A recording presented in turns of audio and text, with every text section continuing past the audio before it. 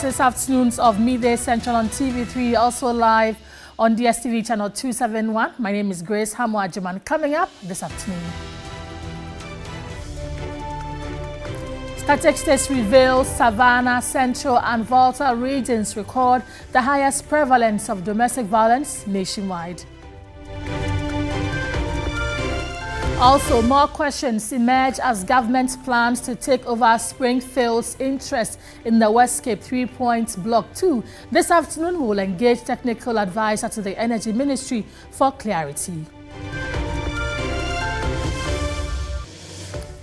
And later on, with West Africa confronting new wave of sophisticated drug syndicates, regional leaders are strategizing to combat the trend.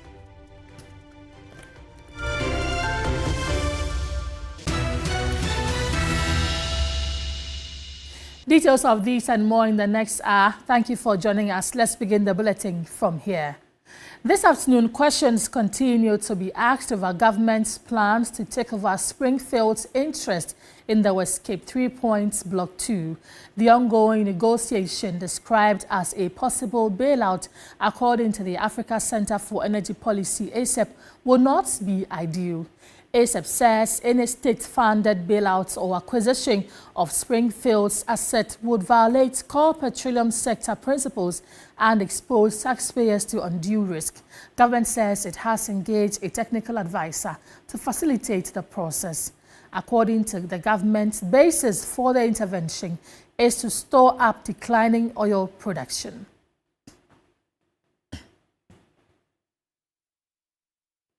Dr. Isif Sulemana is a technical advisor at the Energy Ministry, and he's joining us for a conversation on this agreement and the latest criticism from civil society. Doc, thank you for joining us. There has been some concerns raised about the agreement. Why is government still proceeding? Yeah, thank you very much, and good afternoon to you and your cherished listeners and viewers in Ghana and across the globe. Thank you very much for having me. Yeah, so indeed, you said it right. If you look at the preamble that has led us to this point, it's not that government just wake up and just say, I want to acquire Springfield assets. It isn't that. And you mentioned it right. If you look at our oil production portfolio, especially the liquid volumes, it's been dwindling.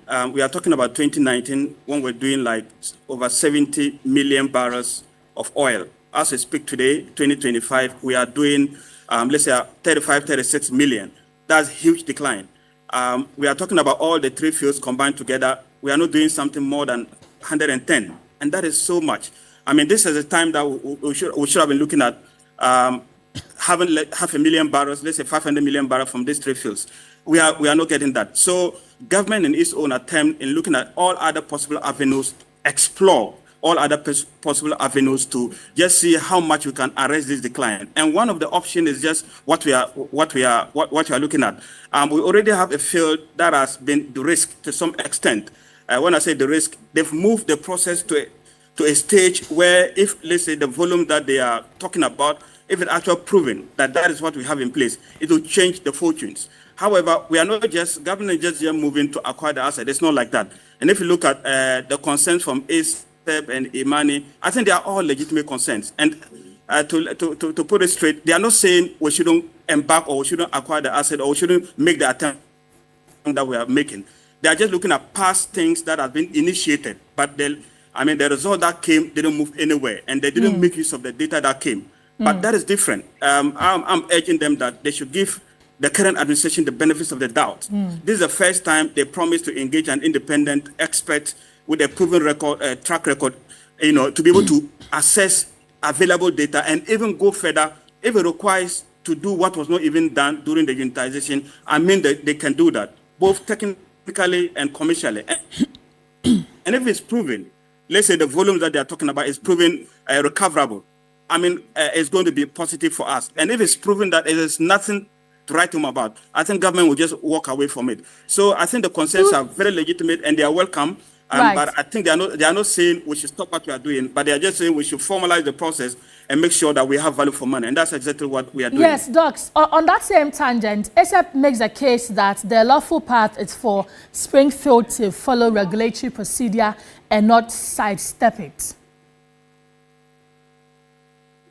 Yeah, so I don't know which regulatory procedure that exactly what we're talking about here. I think ASEP, they only raise concerns about governance issues, especially they are thinking that, I mean, first of all, we should just take the block and then, because they've given them the chance to do that, I mean, to do investment, they've given them the chance to produce oil. They have not been able to produce oil up to this stage. But we have to separate two things. Those blocks that we take right away are those who haven't done anything.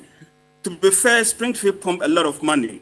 We need to quantify how much is it and see whether the asset is valued for that. ASEP also raised a problem about governance in terms of why don't we allow Petroleum Commission to do that? I mean, because in their opinion, Petroleum Commission, they had doubt with the previous data. It is just the methodology. Petroleum Commission had a problem with the methodology that was used. And that's actually, all this boils down to the fact that we need an independent person with a proven track record. Even at the end of the day, if Petroleum Commission comes with the data, it might be doubtful with the other part, which is Springfield. And to put it on record, we are not going to use only Springfield data. Of course, that data was already contested. If it requires even drilling to acquire further data to prove beyond reasonable doubt, technically, that the field is what it is, then the government can move on. It's not that we are just taking it straightforward. That's not the case. Petroleum Commission is on board, to put it on record. They are on board with this. GNPC and the other players, they are all on board in this technical, evaluation process. So it's not that we've sidestepped or we put Petroleum Commission away and we are doing it in isolation with whatever, with technical advice, with the technical advice or whatever. They are all coming together to assess the data with the current asset owner. And at the end of the day, I think we all need value for money, and their points are well legitimate, and we appreciate that. Especially on that tangent of value for money, what is the overall benefit to Ghana's oil production if this field proves promising? It will be very huge. For instance, this field, they are saying that the last analysis they did, the oil in place could be over 1.5 billion. Of course, that we're going to test to make sure it is true. We are talking about gas over a trillion. In fact, one analysis showed that it's about 1.2 trillion. The latest analysis we have is about 0.7 trillion. Even if it is 0.1 trillion or whatever, this is huge.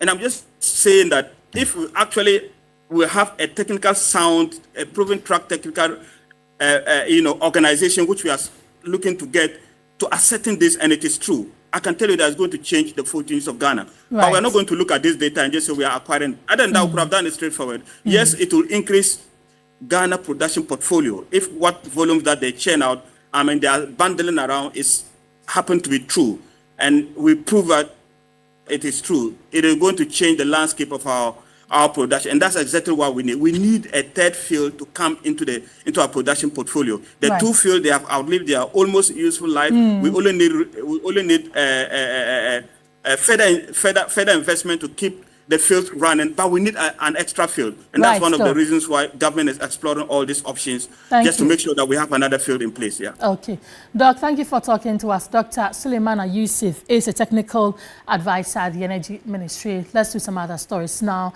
West Africa is confronting a dangerous new wave of sophisticated drug syndicates who are hijacking both digital systems and physical trade routes to push massive consignment of narcotics across borders undetected.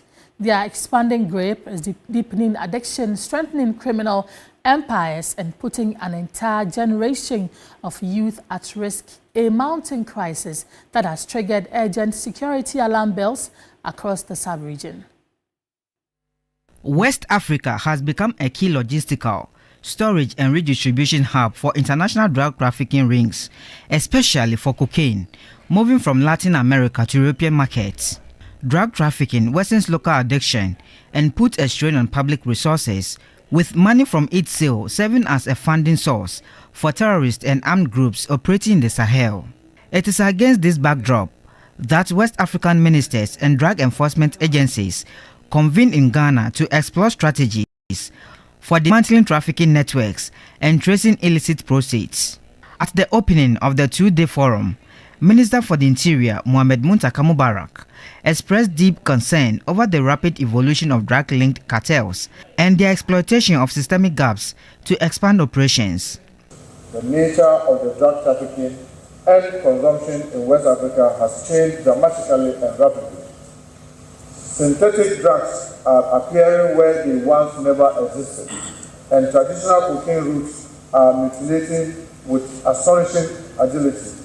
These developments endanger not only public safety, but also the credibility of our justice system, the resilience of our youth, and the stability of our democracy. The Netherlands Minister of Justice called for stronger international cooperation to make the drug trade increasingly difficult for cartels to sustain. A representative of ECOWAS stressed that national policies must prioritize reforms rather than punitive measures against communities associated with drug-related activities. Communities must be supported, not criminalized. Our policies must reflect compassion, dignity, and scientific evidence. Ghana's Minister for Foreign Affairs, Samuel Okudzeto Ablakwa, called for deeper collaboration among West African states to confront emerging drug markets and protect the region's future generations. We must disrupt the financial foundations of drug trafficking. Anti-money laundering measures need to be prioritized, and asset tracing, freezing, and recovery instruments must be strengthened across the region. We must protect our youth prevention programs. Early interventions and school-based awareness initiatives must be scaled up.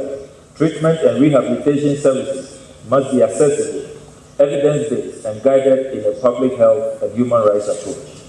The Accra Forum marks a significant step toward a coordinated regional response, one that aims not only to disrupt criminal networks, but to secure a safer, healthier future for millions across the sub-region. Stanley Nibleu, TV3 News, Accra. And the Inspector General of Police, Christian Tete Yohonu, has had his recommendation for a 2-year contract extension approved. The President, during the week, approved a recommendation from the Police Council to allow the IGP to continue leading the police service for 2 more years. Christian Tete Yohonu was named IGP by President Mahama on March 13 and sworn into office on March 14 this year. He became the 31st Inspector General of Police, IGP, and the 25th Ghanaian to lead the Ghana Police Service since independence. Christian Tete Yohonu has served as IGP for a little over 8 months after his swearing in on March 14, 2025. He is due for his mandatory retirement in December when he attained the retirement age of 60 years. With his contract now extended to December 2027, Christian Tete Yohonu will continue to oversee transformation of the Ghana Police Service to make it more efficient. The guiding principles will include discipline and respect for seniority within the hierarchy structure of the service. So I assure you, Your Excellency, that professionalism, transparency, accountability, and fairness shall underpin my administration and focus on renewing attitudes and performance, thereby positioning the service to meet the aspirations of our people and foster peace and security in our country. Christian Tete Yohonu has chalked many successes during this short period. His achievements include mediation efforts in the Boku and Bole area conflicts and other trouble spots. He also decentralized information sharing from the police to the public in an effort to deepen public police engagement. Christian Tete Yohonu has over 4 decades of distinguished national and international policing experience. His vision is to elevate the Ghana Police Service to world-class standards, ensuring safety, security, and public trust across the nation. Richard Kumado is a fraud and security consultant. Let's have a conversation with him on the extension of the IGP's tenure. Mr. Kumado, good afternoon. Thank you for joining us. You're welcome, Grace. The IGP says he's looking at taking Ghana's police to the world-class status. What critical policing and security reform should he be looking at during his 2-year contract to strengthen national law enforcement? if you look at his own promise when he was sworn in, he spoke about professionalism and police accountability and ensuring that the police does what they do best, that is maintaining law and order. And for the next 2 years, and for what they have done so far, I would want to see IGP Tete Yahono leaving behind a police force that has the capability of resolving public safety challenges and providing security assurances at all times and at all places. Number two, build the capacity of the police. And one way of doing it is through training, to streamline the processes that when it is time for people to go to college, the system picks it up automatically. The next one, which is 3, is to ensure that he puts up a scientific crime scene and forensic examination center at the CID block. And that would be one of the happiest days in my life to see the police having that scientific block. The last one I want to say is to ensure that his expertise in security leadership and operational competencies will be installed in the police, and whoever takes over from him will continue in the stable phase they have achieved so far, working together with the CID block. That unity, respect for seniority, and the determination of making the police a 21st century one, those are the things we'll be looking at for as a benchmark when the 2 years is over. Mr. Kumado, anytime there's a conversation about the operations of the police, public trust is very key in those conversations. What strategies must the IGP adopt to build public trust between the police and the public? Number one is to address issues of crime. Inconclusive crime investigations create problems, and that creates a trust issue between the police and the public. Number two is to provide security assurances at all times and at all places. And number 3 is to make sure that crime is nailed in the bud. My understanding is that government has just given them 4 armored vehicles and more are on the way coming for the purposes of crime investigation, crime prevention, and armed robbery in that regard. They have to put them into good use. The other way of ensuring trust is police accountability and discipline within the unit. And discipline accountability is what IGP Tete Yahono said for himself on the day when he was sworn in. Know him by who he is and for what he has done so far within these 8 months. I want to believe that he will continue in that stride. That daily strive for excellency and greatness will ensure that the public have access to the police, and that will build the trust they are looking for. Kumado, you mentioned police accountability. One of the ways we did that was through the release of the national crime statistics. I think in the last some few years now, we haven't seen those statistics released. Should we start talking about it to probably mount pressure on the IGP to start doing this in his last 2 years? Look, my junior brother, Nanaya Wakwada, who leads the Public Safety Bureau, has run away to America. And his organization worked closely with the CID block and the statistics department of the CID block. And the result comes out on quarterly basis and half-year basis. Not that he has run away to America and you have raised it. Media General, I know the police trust you. We can take it up as a crusade and ask the police to release some of these statistics half-yearly or quarterly. And that will also go a long way to boost the trust. But more significantly, accessibility of the police, dealing with crime and resolving issues of criminality will go a long way to boost the trust between the police and the general public. And let me also say that as the police strive in making sure that the general public is safe and we have security assurances, individuals and communities must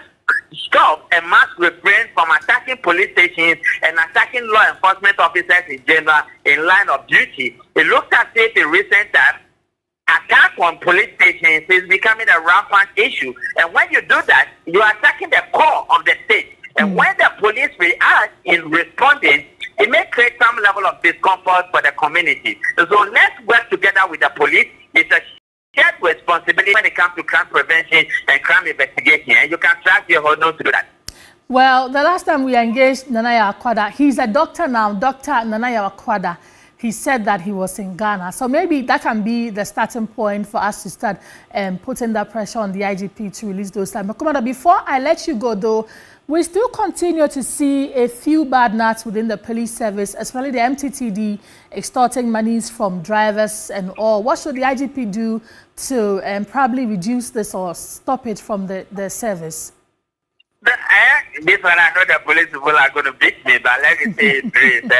They shouldn't give them a side pocket. All their trousers should be without pocket. And when issues have come up that they have taken money from drivers, let's find out what. I think sometimes the drivers unnecessarily bribe the police and they turn around and say the police collected money from them. All of us have the duty and the responsibility to be accountable. Let's make sure we are following the road safety regulations, and let's not do anything that the police will arrest me or will try to bribe them. On the other hand, the police and all law enforcement officers have a duty and responsibility to be disciplined, have to be circumspect, and indiscretion is punishable, and they need to be care of that one. Taking money from the pedestrians and the drivers and many of these things that is being reported on year in and year out, it is something we have to work at it, and it is shameful that it keeps coming up. We will raise it with all the hands of the law enforcement agencies as they take on their Christmas bonuses and have their parties. At those meetings, these issues will come up so that they prepare for next year, and we want to crack it down as quickly as possible. And this is where the issue of adequate body cams for the police also comes in, right? Definitely. It's one thing. We need to build the infrastructure first. It has become a political talk. We don't have the infrastructure, and we need to build the infrastructure first. And once we build it, it's one way of improving police accountability in the 21st century policing arena. And we also need to build the other infrastructures they need. We are talking about 100 fire hazards for the fire service. Immigration needs the support of the government. Ghana Air Force needs support. The BNI needs support, and government must always find the money in meeting the needs of the law enforcement agencies when it comes to equipment provision. We are grateful for government for giving the 40 armored vehicles to the police, but more needed to be done. So we have become Oliver Twist. Thank you, government, but give us more, and we will get a job done. Right. Mr. Kumado, thank you for talking to us. Mr. Kumado is a security and fraud consultant. Statistics reveal that the Savannah, Central and Volta regions record the highest prevalence of domestic violence nationwide. Digital abuse is also becoming a common tool for perpetrators as lawyers caution victims against succumbing to threats and blackmail. According to data from the Ghana Statistical Service, domestic violence is most widespread in the Savannah, Central and Volta regions, with the Sola Tubakaba district reporting the highest rate at 61.9%. Physical violence is most common in the Central, Volta and Savannah regions, while sexual violence is most prevalent in the Volta region. Marking the 40th anniversary of legal aid services in Ghana, FIDA Ghana raised concerns about the prosecution of perpetrators. The Domestic Violence Act is for misdemeanors, but we realize that sometimes there are very serious offenses that take place in the home, like a man putting pepper in the, vagina of his estranged wife or his wife and having sex with her against her will. This is definitely rape, and we have it happening, and then you find that the police want to put it under domestic violence. No, Domestic Violence Act is something that we brought out to promote reconciliation in the home. Sometimes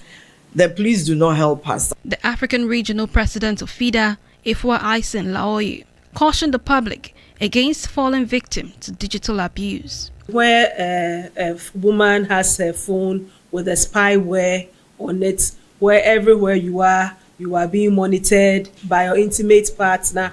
These are all gender-based violence, but this time it's digital violence. And let's also know that revenge pornography, where you are threatened because maybe an intimate partner has your intimate images or views because of a relationship that has existed before.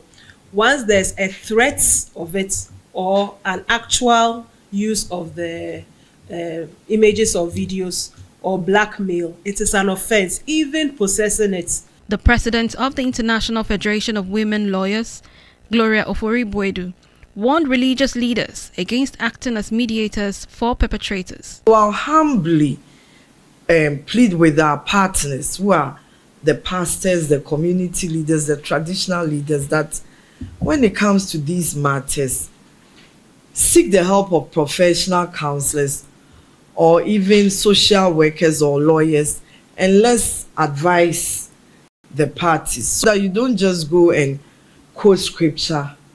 Scripture is good, but you must quote it to protect, not to expose the person.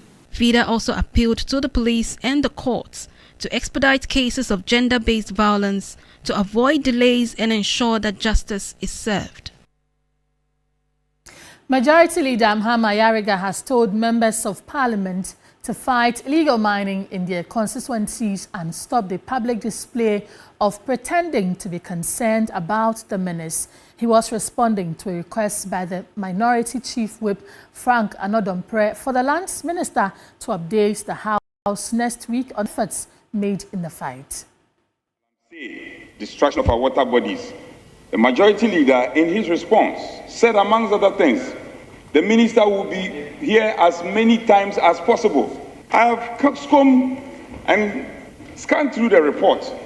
No show. Is it the case that the Minister of Lands is so busy that he cannot come to this house to, as it were, make a good representation in terms of the fight against Galamsey where we are?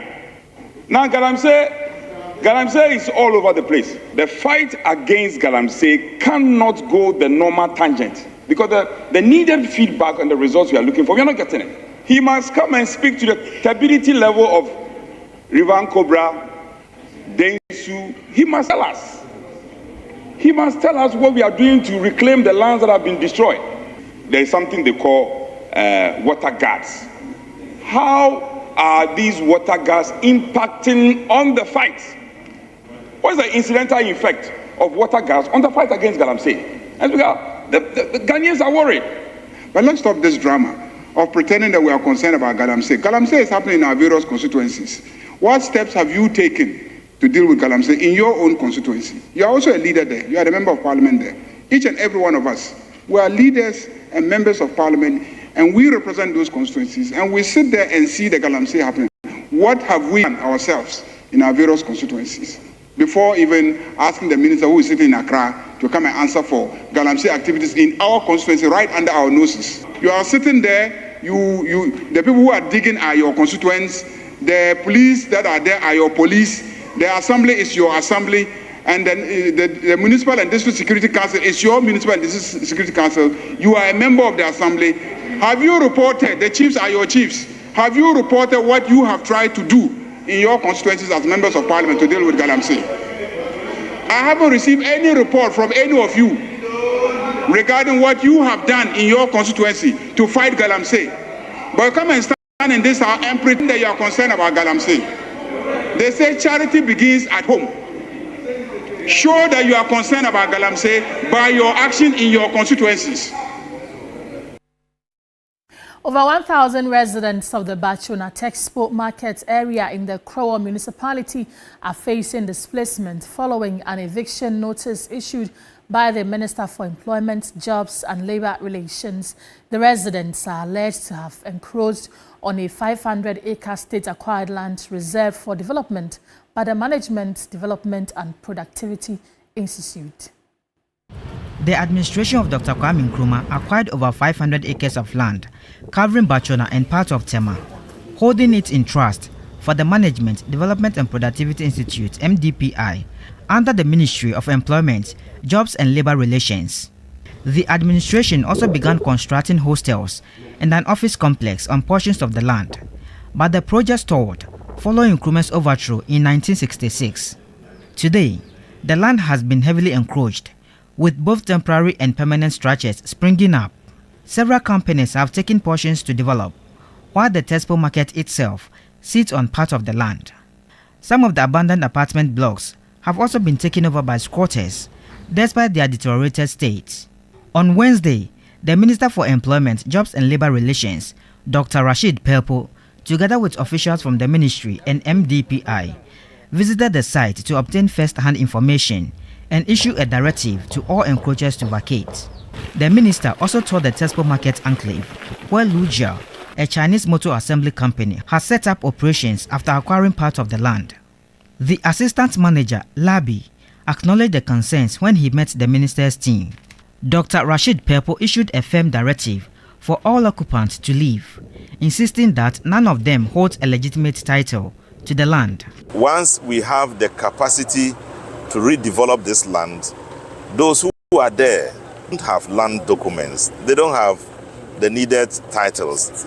So we authorize them to leave because they live there at their own risks, or we compel them to do so. He added that the state will soon take a final decision on the abandoned projects initiated by Osagyefo Dr. Kwame Nkrumah. What we want to do now is to just possess the land, make sure we have ownership, proper ownership of the land before we take any action within a specified period of time. The team later visited the Krowa Municipal Assembly to seek collaboration in resolving the widespread encroachment. While the ministry pushes to reclaim the land for its intended national development purpose, the coming days will determine whether the state directive is met with compliance, resistance, or negotiation. Stanley Nilo, TV3 News, Accra. And in the studio, my name is Grace Hamwajuman. This is Weekend Central on TV3. We're back with more stories after this break. Stay with us.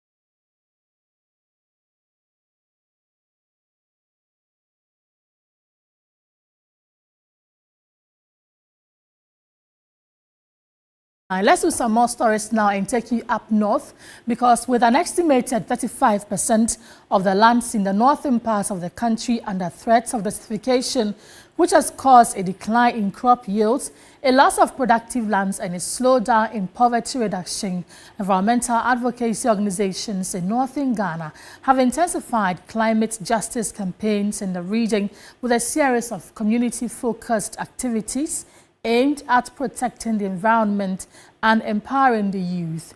The campaign is focused on awareness and sustainable practices among young people and schools in Tamale. With the support from youth groups, some trees were planted as part of a nationwide campaign dubbed Climate Justice and Financing for Vulnerable Communities, which seeks to promote afforestation, improve environmental conditions, and inspire action against climate change.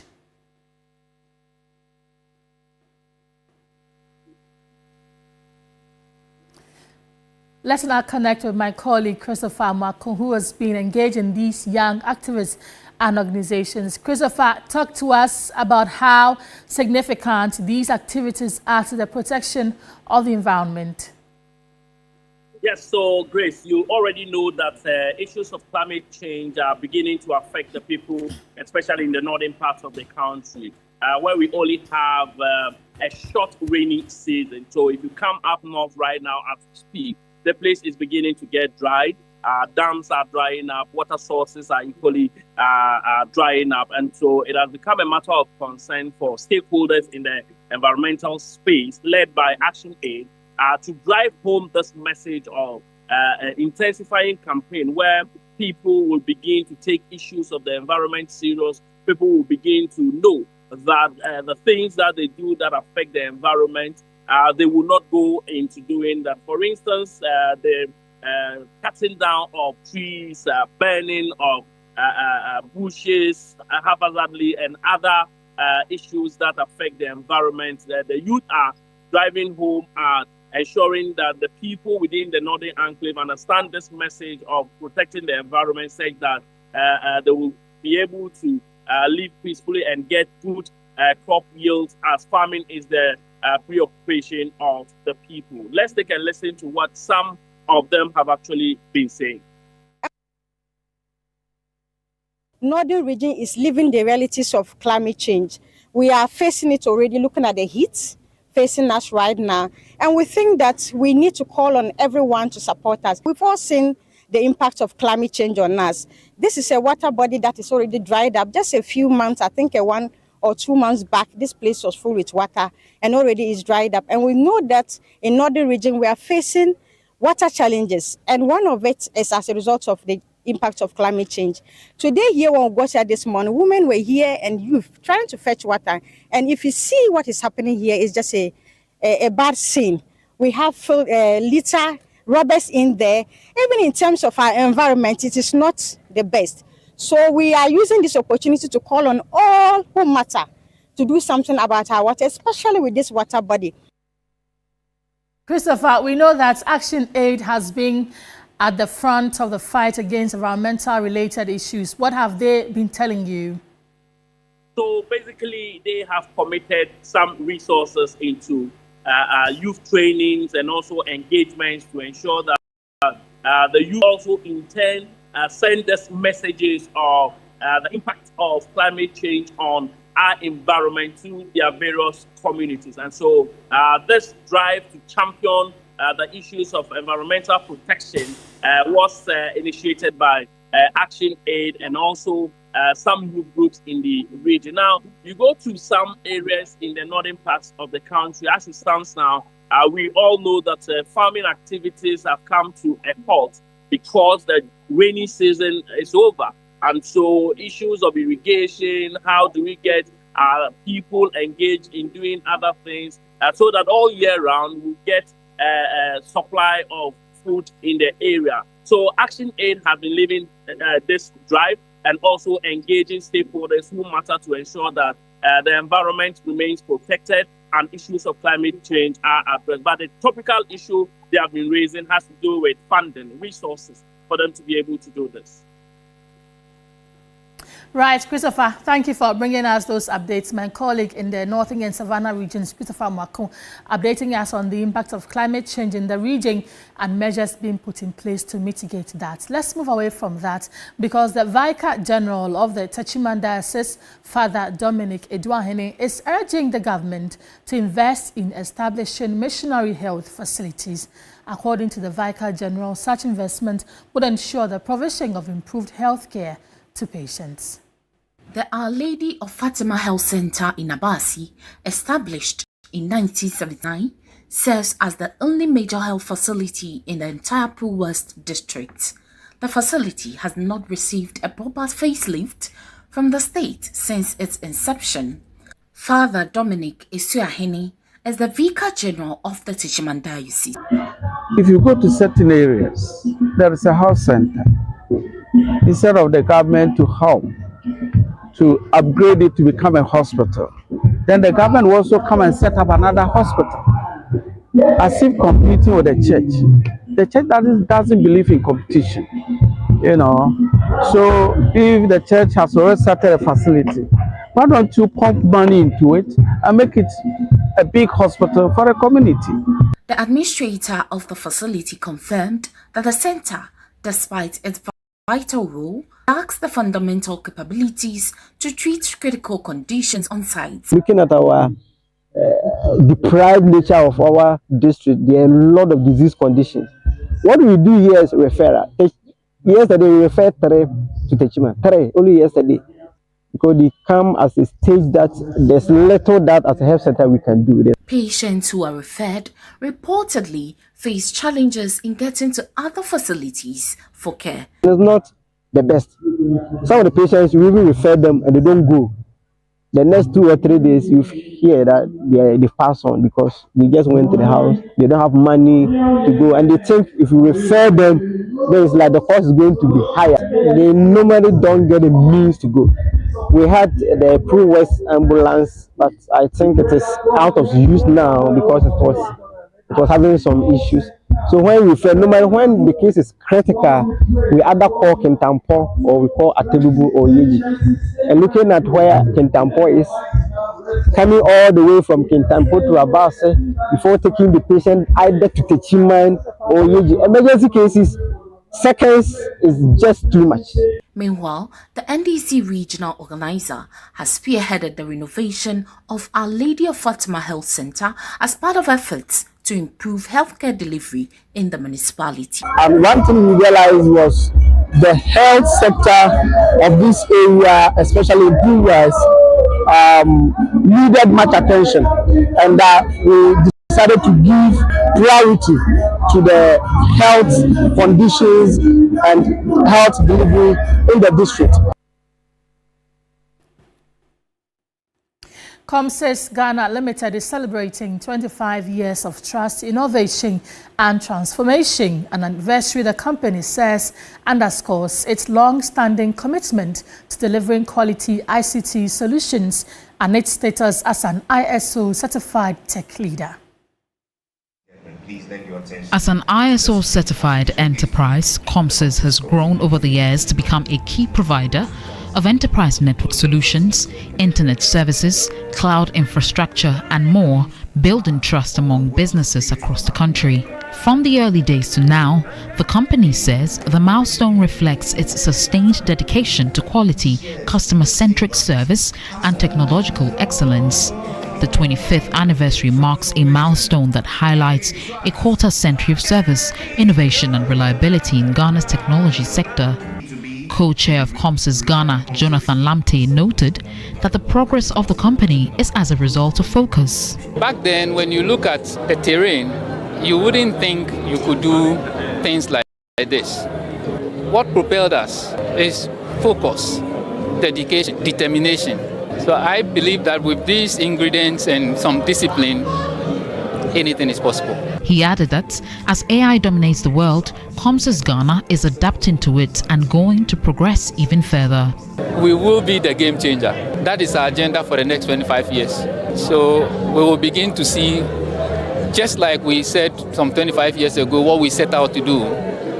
we will begin to put our plans and structures together to make sure that Ghana is a net digital skill exporter.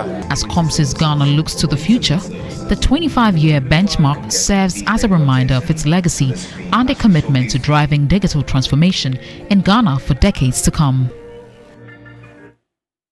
You're watching Weekend Central on TV3. We are back with more stories after this break. Stay with us.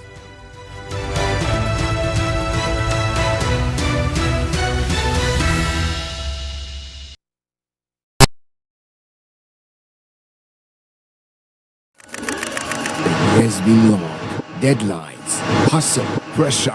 Now it's time to breathe, to dance, to feel again. The music hits, waves crush, energy rises. You're surrounded by good people and golden light. This is your reset, your freedom, your joy. 3FM All White Party, the beach edition, where paradise meets the party. Labadi Beach Hotel, 28 December. Lock it up. In every pill, there is a promise of relief or ruin. They were meant to heal, but now they kill. Our people are dying. The opioid crisis isn't coming. It's here, in our homes, in our schools, in our streets, everywhere. Knowledge is indeed power. And this season, we fight back with truth, with science, with our hearts. This is more than a show. It's a movement, an awakening, a lifeline. Ask your pharmacist.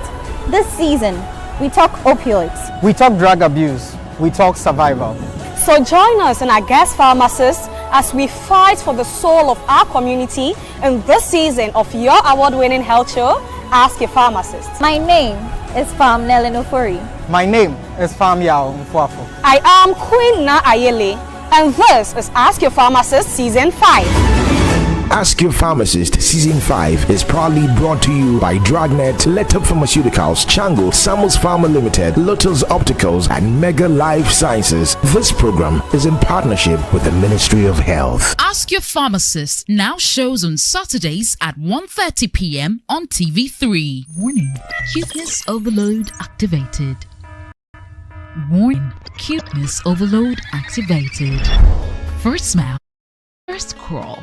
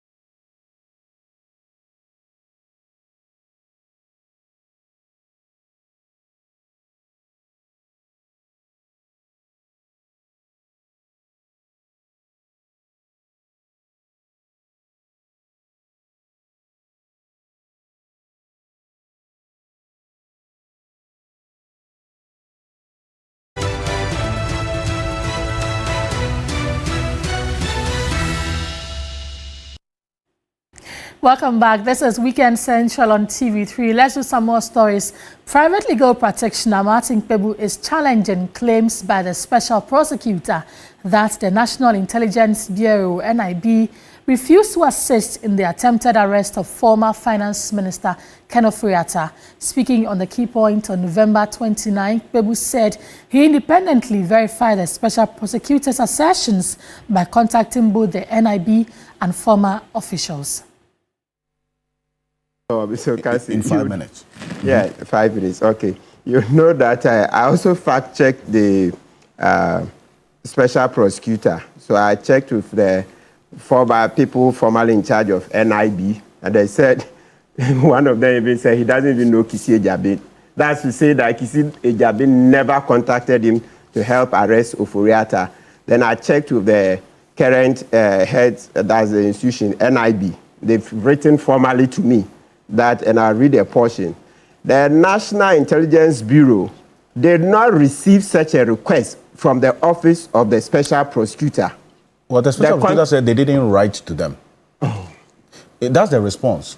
No, so I just read. Yeah, so he's now shifting the goalposts. You can hear him in the tape with his 32 teeth that NIB didn't cooperate, National Security didn't cooperate, etc. So it's too late. Sami Darko is trying to rationalize everything. He knows that his fortunes hang on Kissi Ejiabin's fortune. Once Kissi Ejiabin is going, Sami Darko has to go. You see? So he's making every effort to rationalize this barefaced lie. We've caught him. Look, we've caught him. The head of our anti-corruption body cannot lie to Ghanaians and expect to go scot-free. He has to leave. Look, he's not the only lawyer. Look, even his deputy, Cynthia Lamte, is by far his senior at the bar. Kissi Ejiabin is not the only lawyer in Ghana. So you say you checked with what? It's not as if we did any national test and Kissi Ejiabin came tops. Kissi Ejiabin got that office because of his closeness.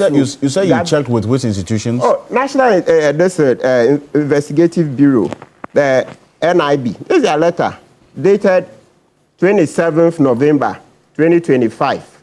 Look at it. It has whose signature I don't want, because it's an intelligence institution. I don't want to put out the letterhead. You wrote to them asking what exactly? Yes. With Dennis, your colleague here, Dennis Kwabiri helped me to write the letter. Yes, I wrote formally, making inquiries. You want me to read my letter? No. I can read my letter, making inquiries that the special prosecutor come there for help to arrest Ofori-Atta. And he said, no, maybe I can read portions. Look, okay. He said, I write this one to Article 21, 1F of the Constitution 1992 and the Right to Information Act 2019, blah, blah, blah, to request the following. 1.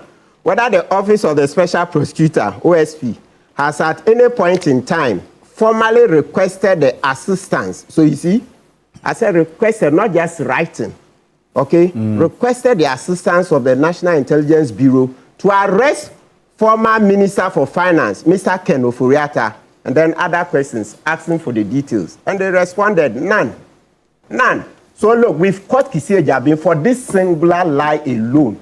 I mean, we all make mistakes. When the heat started coming, if you had come back immediately to say, oh, look, my brothers and sisters, it's a slip, would have taken it. We all make mistakes. Look, I go to court, sometimes you quote a wrong law, the judge will correct you. Sometimes you go to the High Court, counsel is here.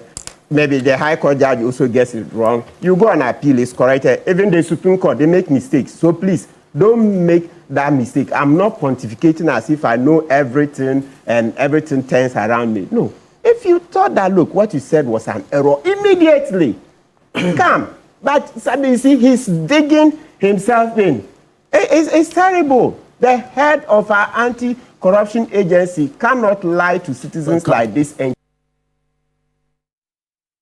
And Director of Communications of the United Party, Solomon Owusu, has urged former Finance Minister Ken Ofori-Atta to return to Ghana to account for his stewardship. Solomon Owusu stated that if a person is entrusted with the taxpayers' money, it is only right that he accounts for how the funds were used. Ken Ofori-Atta came to tell us that through his lawyers that he was returning back to this country somewhere May. That position was affirmed by Afenyo Marcus. We were that sure. Are we not in November? When is he going to come? In fact, the very reason why he left this country must be the reason why we must bring him back. He said he was going for health checkup. Is that not the case? If you are a finance minister and you were in charge of my purse, instead of helping to invest our monies into building state-of-the-art health facilities so that you and I, ordinary Ghanaians, when we are sick, we could go there. You came to mess us up, and when you felt you were sick, you are going to Mayo.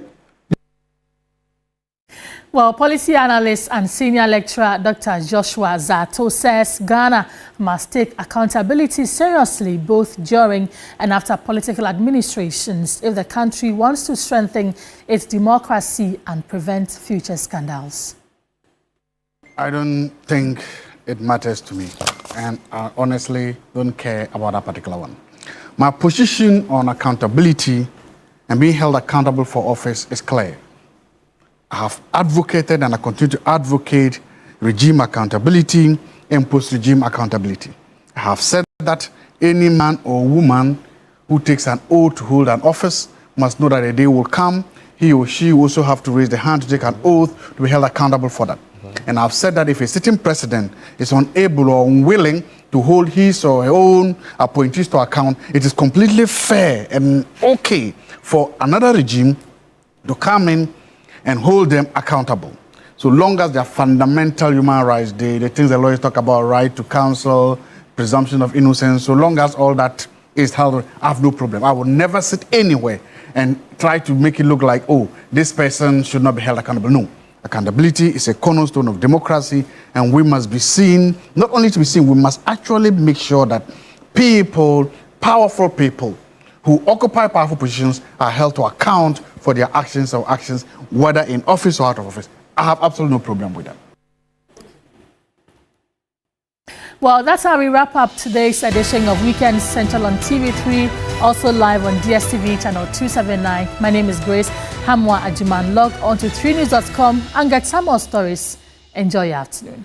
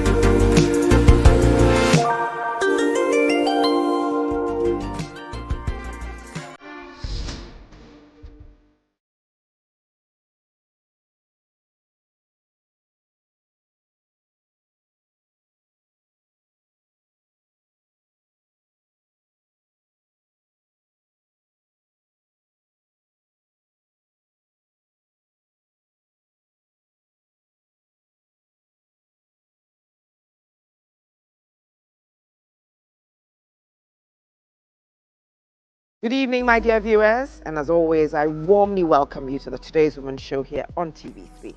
I am yours truly, Audrey, your host for the show. First things first, and before we delve into things, please allow me to acknowledge my esteemed sponsors, Gino Tomato Mix, Onion and Pepper Mix, Jollof Mix, Gino Truly Cares, and So Aesthetics, So You, So Beautiful, without whom the next hour won't be possible.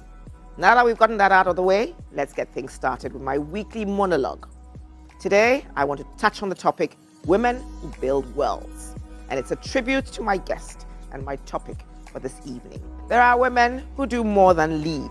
They build worlds. They create spaces where ideas bloom, where others find courage, where communities come alive.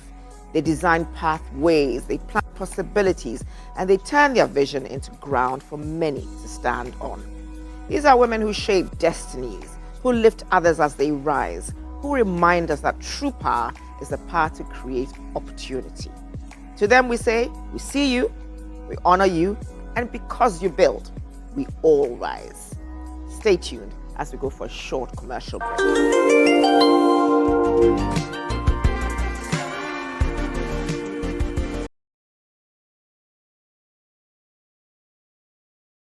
Yes, had it here. Delay dada na TV so LP driver.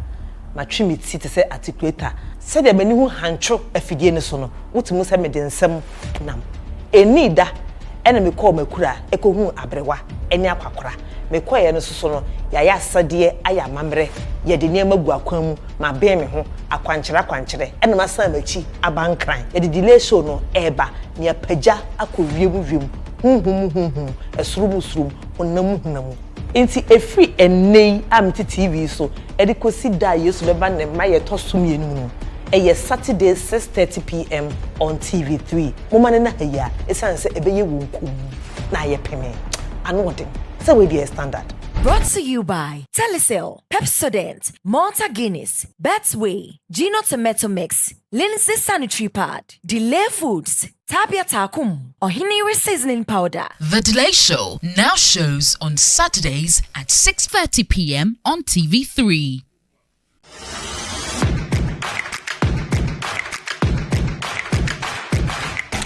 Meet our 4 beautiful ladies in the circle.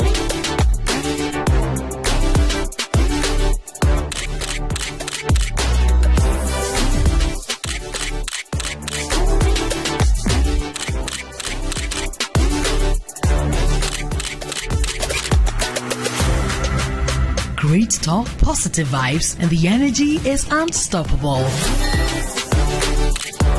Give them, because we be giving face. One thing, but we won't take you back. Keep it ready, hands up, hands up. Me and you for life, for life. If I die. Join the hottest ladies in town on the brand new season of Lady Circle. Lady Circle. The Lady Circle now shows on Saturdays at 9 p.m. on TV3. Brought to you by Yaz Sanitary Pad, MTN. Yes, it's TV3 Mentor 14, and now week 5, African 9. Get ready for a journey back into time. Soulful grooves, classic hits, and nostalgia that will take you way back.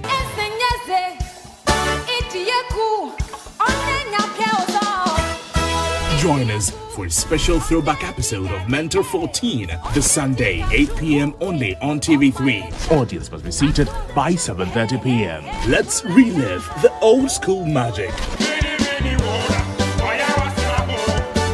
This is Mentor, the Breakout Edition. Powered by Shaltox Lozenges. Brought to you by Origin, Fratelli Calipo, Darling Lemon Drink, Darling XYZ Wine, and Napa Foods. Dragnet.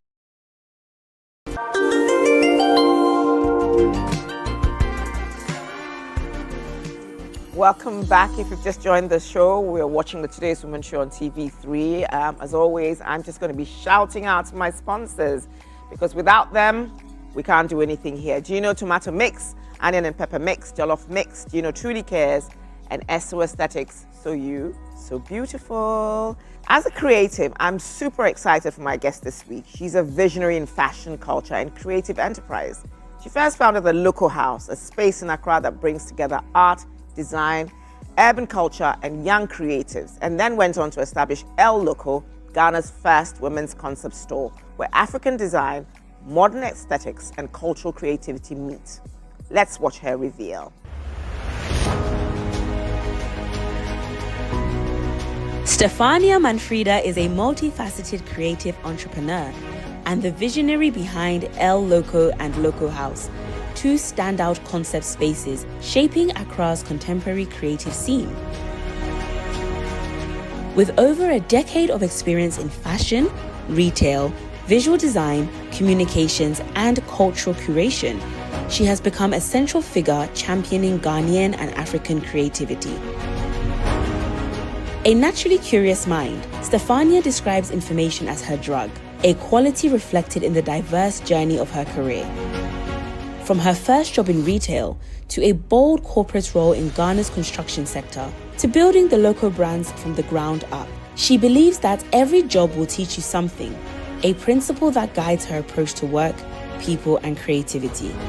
Through El Loco and Loco House, she has curated immersive retail experiences, exhibitions, and culture-forward events that highlight Ghana's art, music, and urban expression. Stefania's work is defined by experimentation, collaboration, and a deep commitment to elevating local talents. Today, she continues to influence the creative landscape through design, storytelling, and community building, living proof that curiosity, courage, and reinvention can shape an extraordinary career.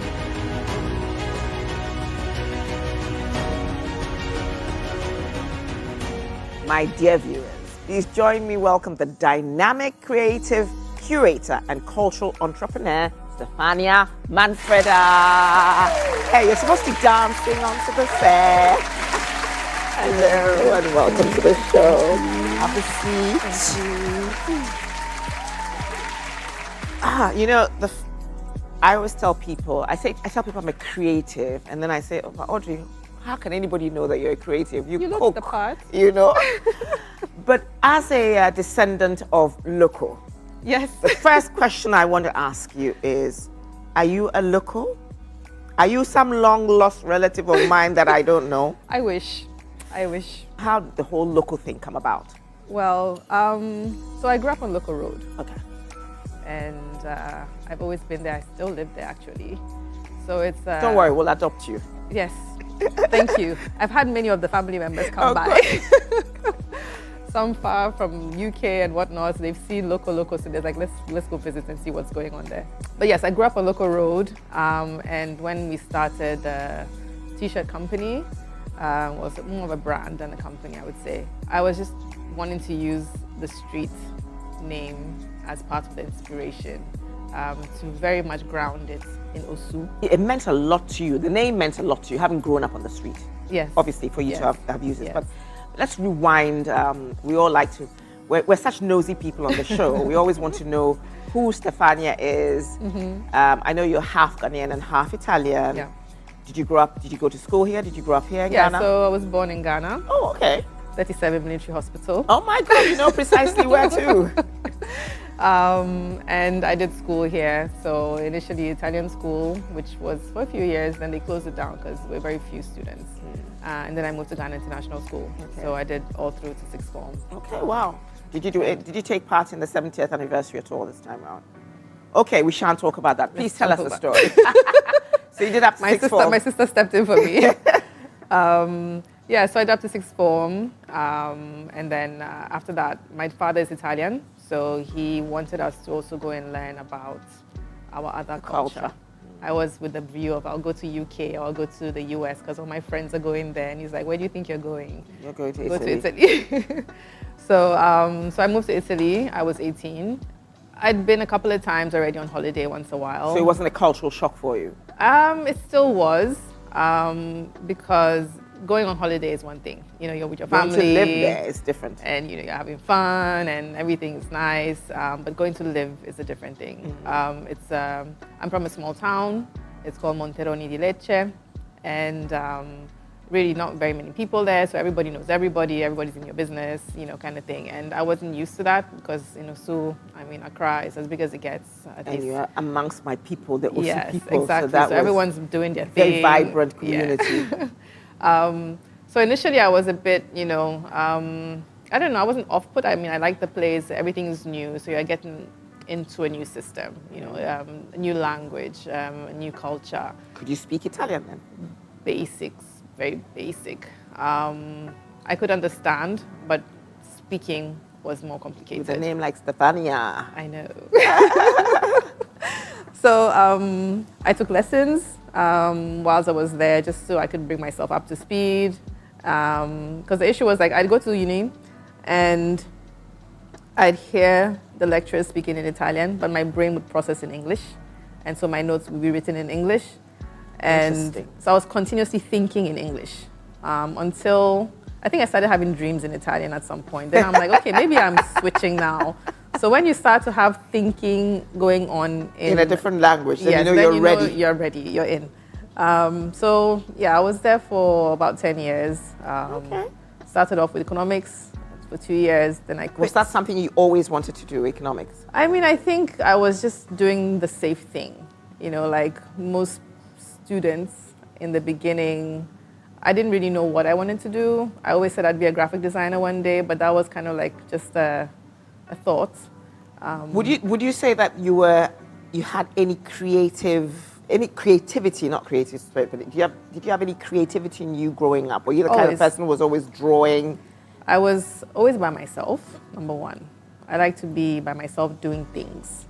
So I remember I used to have this, there was a time I was collecting perfume bottles. Seriously? So I was just asking anybody for for their empty perfume bottles, just because I would then fill them with all different colored waters and have them as a in my display. room. Like, I don't know what that was about.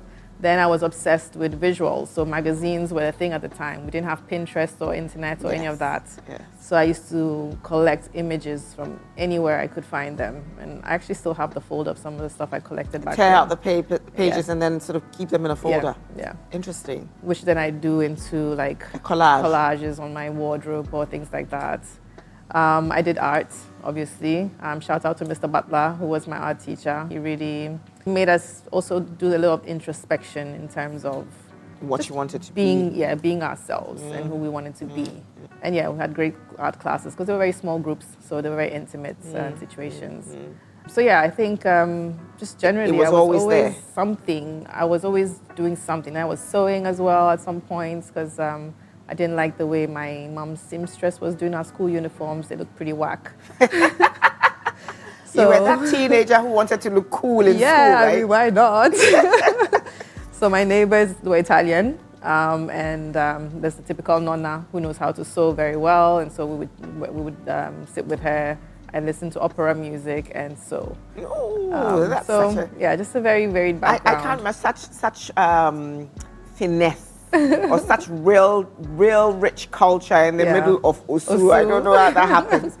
So now you knew you had that in there, but then you still chose to go away and then try and pursue economics. Yes, because so even in school, the subjects I chose were a whole mix of things which made no sense together.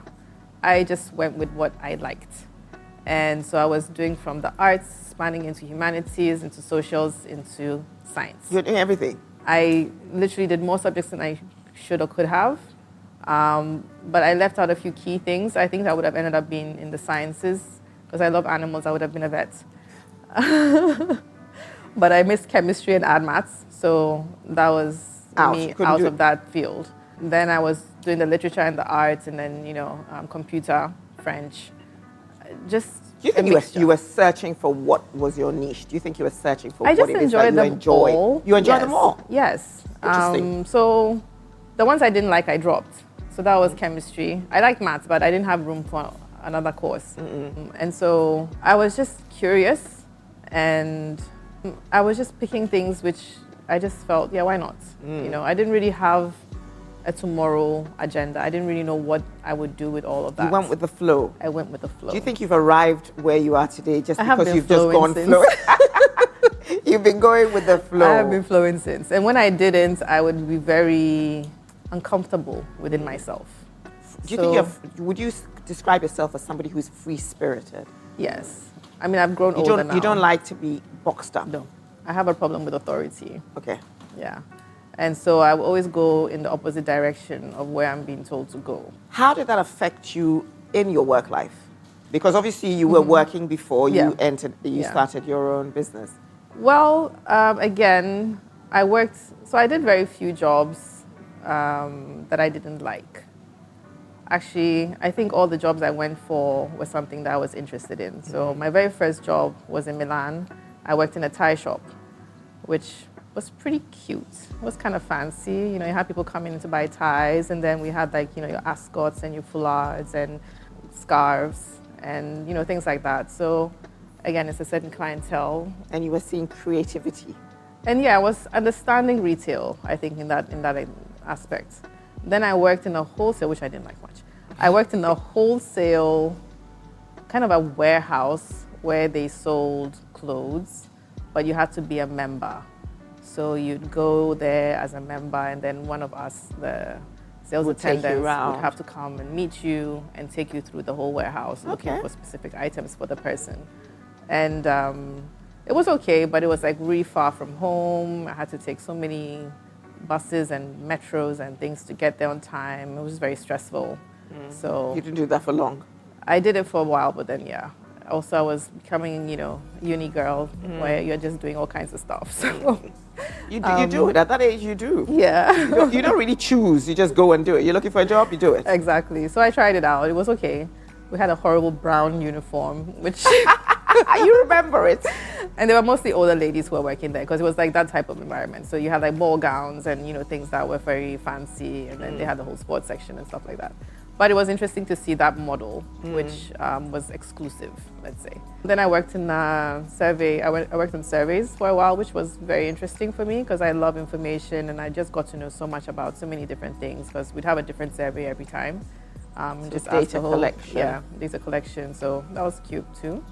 Yeah, and then finally I worked in advertising. So that was my first proper job out of university, which I took on. You took on? Yeah. But what brought you back to Ghana? Ghana was calling constantly through the years. But your parents were here anyway? My whole family was here. I was in Italy with my sisters, so we moved away by ourselves.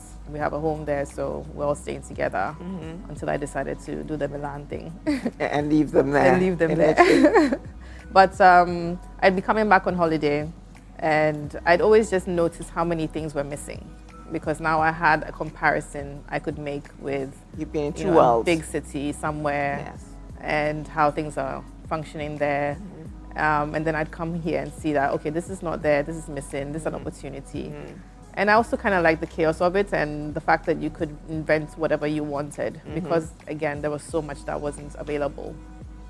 So I wanted to come back also because I knew being my own boss here was possible.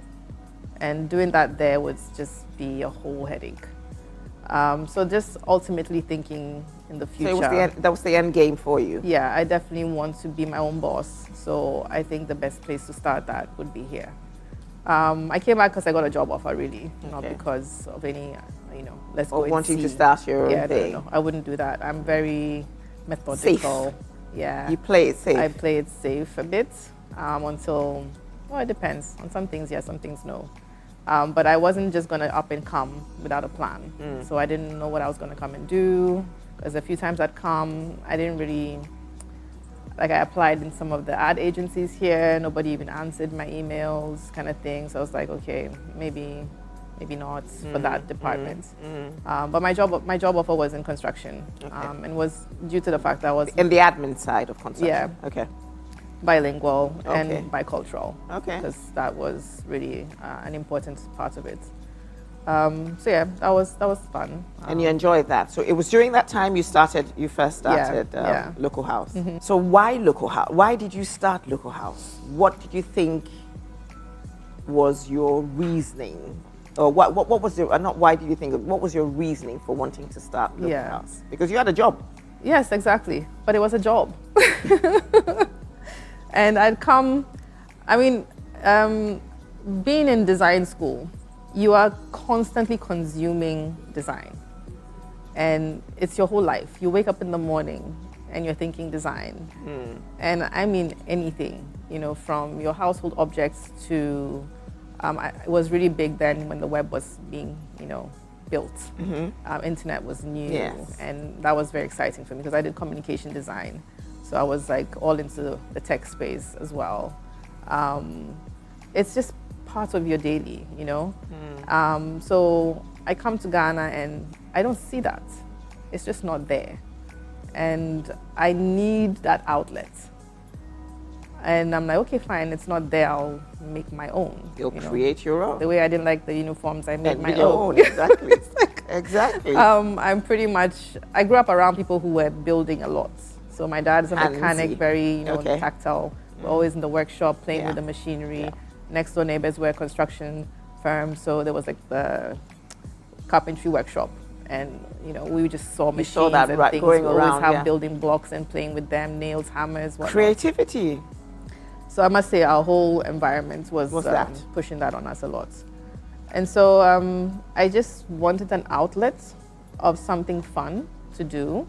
I also wanted to bring across this message to Ghanaians that we can look better, we can own our own communication in a better way, and our identity also. It doesn't have to be dictated by what the foreigners come here looking for, which is what I was noticing a lot. We had the art center, and that was it. Everybody goes there, gets fleeced every time they come, and they still go though. Yeah. I was just there not long ago, but I know who to go to. You don't want to get into that. So I was just like, I want something Ghanaian, but I don't like wax prints. I'm just not into the big, busy, colorful designs. I don't like the texture of the fabric; it's very stiff. I like very soft fabric. Yeah. So, what could we do? That would make you have something. Was T-shirts is the easiest because I'm a graphic designer. I literally just had to design the So they had messages the on image. them. Yeah. So the most popular was Charlie Y. Oh. Because Ghana, everyone is like Charlie. Charlie Y. So even there, we used to write Charlie, and I'm like, why Charlie? Like we don't say it that way. Why are we writing it in a way that it's not being said? So I did the Charlie with the E. Are you serious? Yeah. And then now I've seen that that's caught on. And yeah, just like these little touches where let's be real, let's look at the reality of things and try and express them somehow. So that's really much. But how did that go? So it started in 2008, and that was Facebook era. It just came on the scene. Again, I'm always with the tech angle. I used Facebook to push it. And what I got was a lot of Ghanaians outside Ghana. Not those here. Not those here. Those here would see the store and you'd be like, oh wow, that looks so cool, but I can't go inside. And I think I was one of them. Oh, where do I park? Curious. There's nowhere to stop. But there is nowhere to stop. But Exactly. I'll come back later. Exactly. It was very, very easy for people to say, okay, that's interesting. I'd like to go in there, but not consciously making an effort. Exactly. So, of course, being on social media would have been very helpful. So Facebook was, very real, very human at the time. It wasn't this big machine of, advertising and marketing. It was literally you connecting with people. So we had groups before there were pages and before there were all this other stuff. And we just started putting on pictures about, T-shirts, and then I would add to that a lot of culture content, as in like the back in the day nostalgia, your Konko cars and, all the toys we used to play with, Pokey that we used to have in school, just the little things that our memory of when we were younger would bring up. And so those who were living abroad obviously were like, oh my God, it resonated with them, exactly, yes.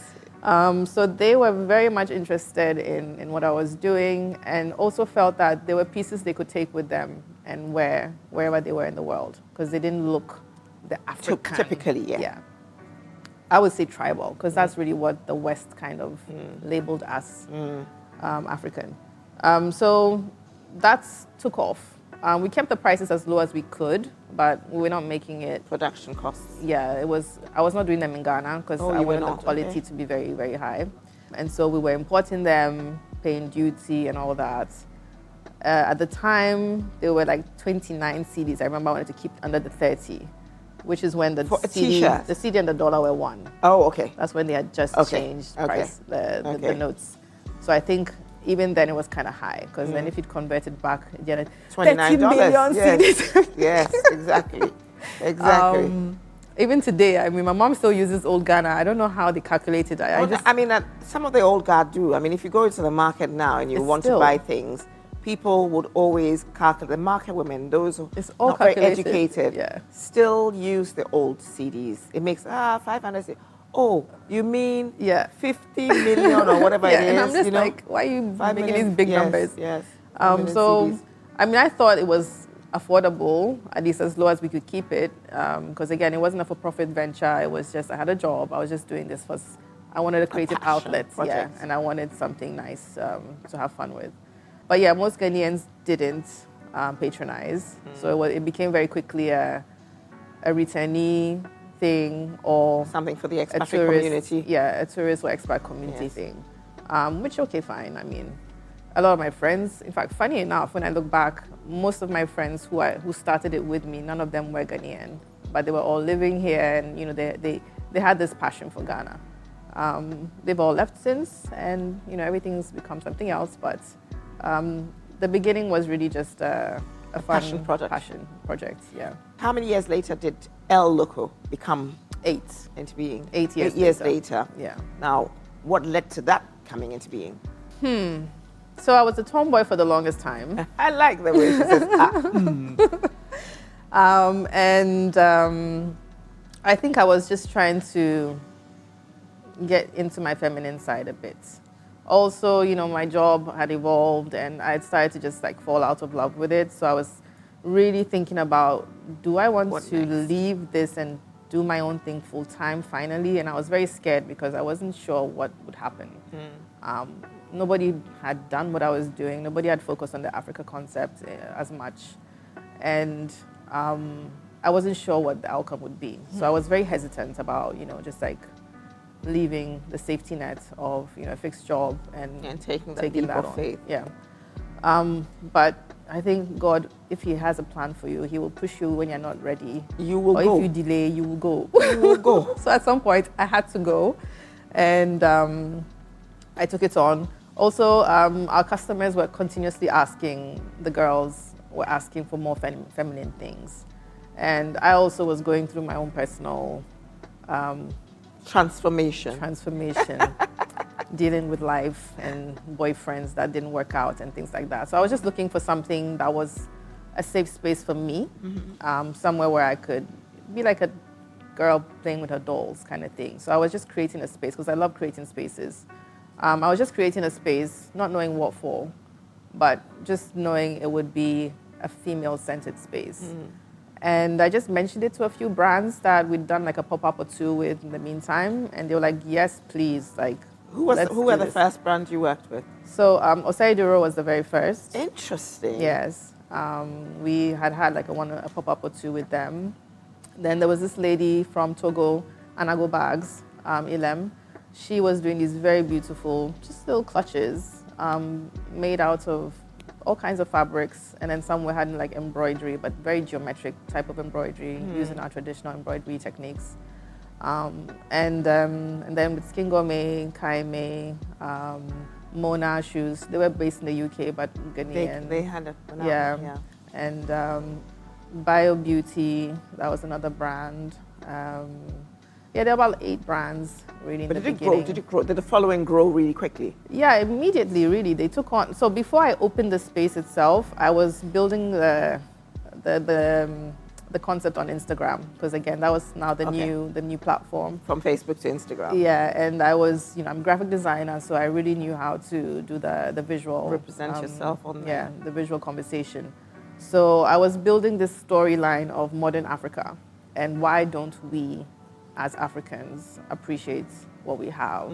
And why don't we want to bring our things into a modern conversation or have this modern dynamic with what we know is traditional? So I was juxtaposing imagery and all this stuff. The beginning of the Instagram feed is still there. I haven't taken it down. I'm not one of those who just wipe things and move on. So you could easily see the evolution, and people were very, very excited. Yeah, because I think, like me, a lot of people have gone abroad, studied, and come back. And so they have this different outlook and this will to create and bring something new to Ghana. Because we all wanted to see the environment we're in, get better, flourish and get better. And flourish, yeah, that's true. So that was really the beginning of it. I was busy just putting a space together that would contain this new modern female of Africa, myself. How many brands how many brands do you have in house now? Ooh, 200-300 between Local House and El Loco. There are quite a few brands, yeah. And it's from the whole continent, really. So you're not focused. It's not focusing just on the sub-region, but the whole of Africa as much as possible. We didn't limit it. I mean, the conversation is Africa, so I didn't really mind. And we also have some brands which are based in Europe and whatnot, but they are African-owned, or the conversation around their products is to do with the continent. So we opened our doors pretty much and said, hey, if you want to be here, be here. Where do you draw your creative energies from? So if I'm on a project, I tend to use Pinterest a lot. Because again, I'm a visual person, so I like to see. I need to get out of Ghana once a while to just expose myself, to other things. I went to Shanghai, which was like mind-blowing. Italy is always a good place. Europe, I love Europe. The US I've been just once, so I don't know much about it, but again, it was also interesting to see. But definitely traveling, even within Ghana. I mean, leaving Accra is important. I think it's too chaotic. Running away from Accra. It's too chaotic. The chaos of Accra. It's noisy, it's dirty. I think it's not as dirty as some places, but where's your favorite getaway outside of Accra? Oh, Busia, all the way. Oh, all the way. Because it's still untapped. Yeah, but calm. Not as much anymore. It's also become now a bit, mainstream, and people know about it. So a lot of people go. But yeah, mostly beach.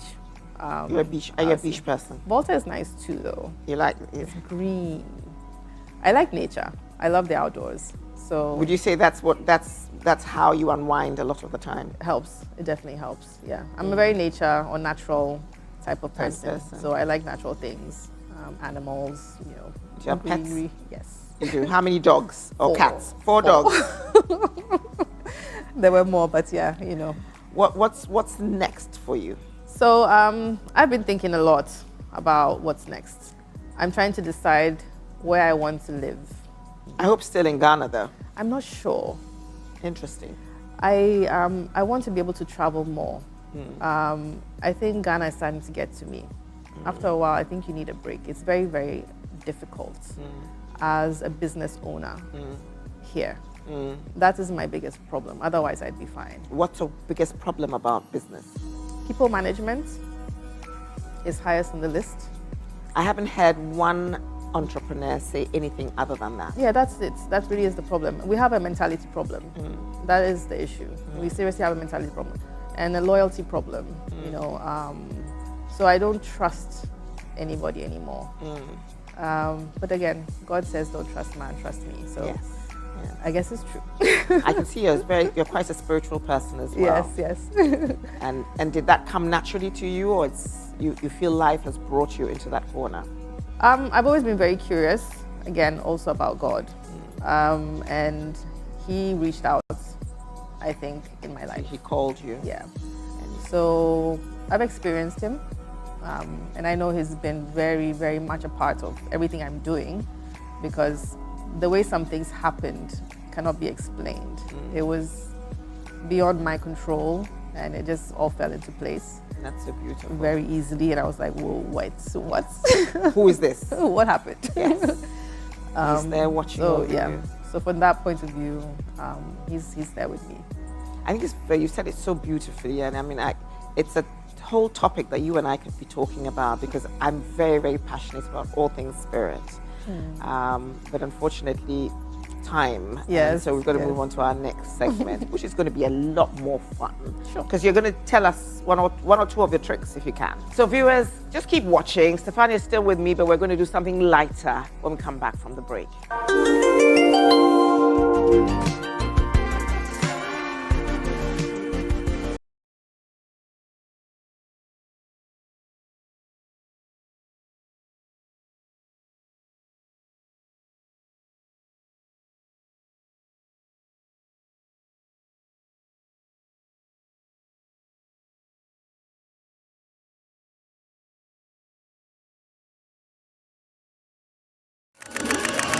It has been long.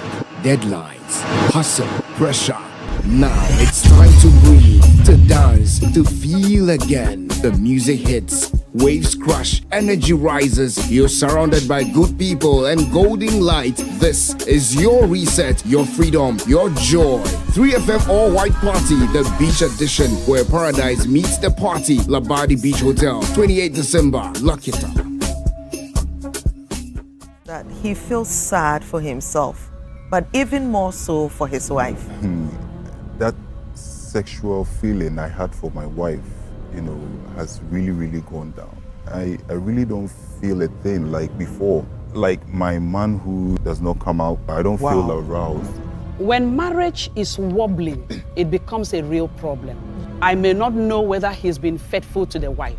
When there's no exploration, when it's just especially religious fanatics, and so they want certain things done in a certain order. When you get to a point where Kojo cannot erect, do you know what it means? It kills us. This man does not have a physical medical problem. Kojo actually works. It works. It's just that it doesn't work at home.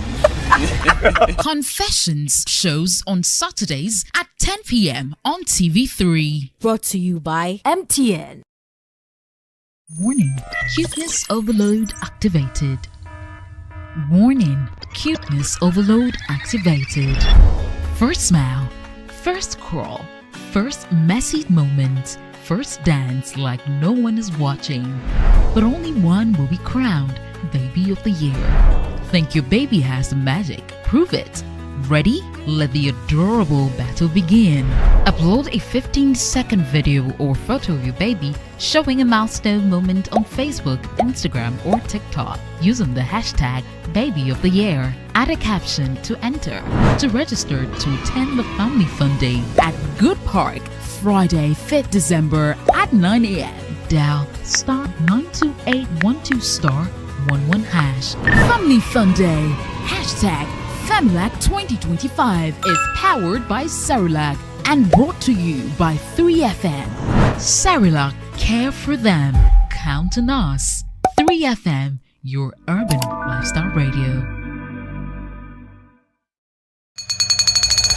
Yes, it's TV3 Mentor 14. And now week 5, African night. Get ready for a journey back into time. Soulful grooves, classic hits, and nostalgia that will take you way back.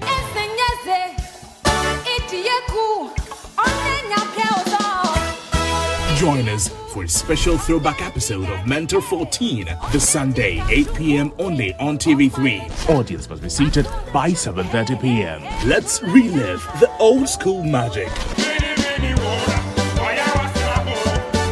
This is Mentor, the Breakout Edition. Powered by Shaltox Lozenges. Brought to you by Origin, Fratelli Calipo, Darling Lemon Drink, Darling XYZ Wine, and Napa Foods. Dragnet. Give them the other one. Give them the other one.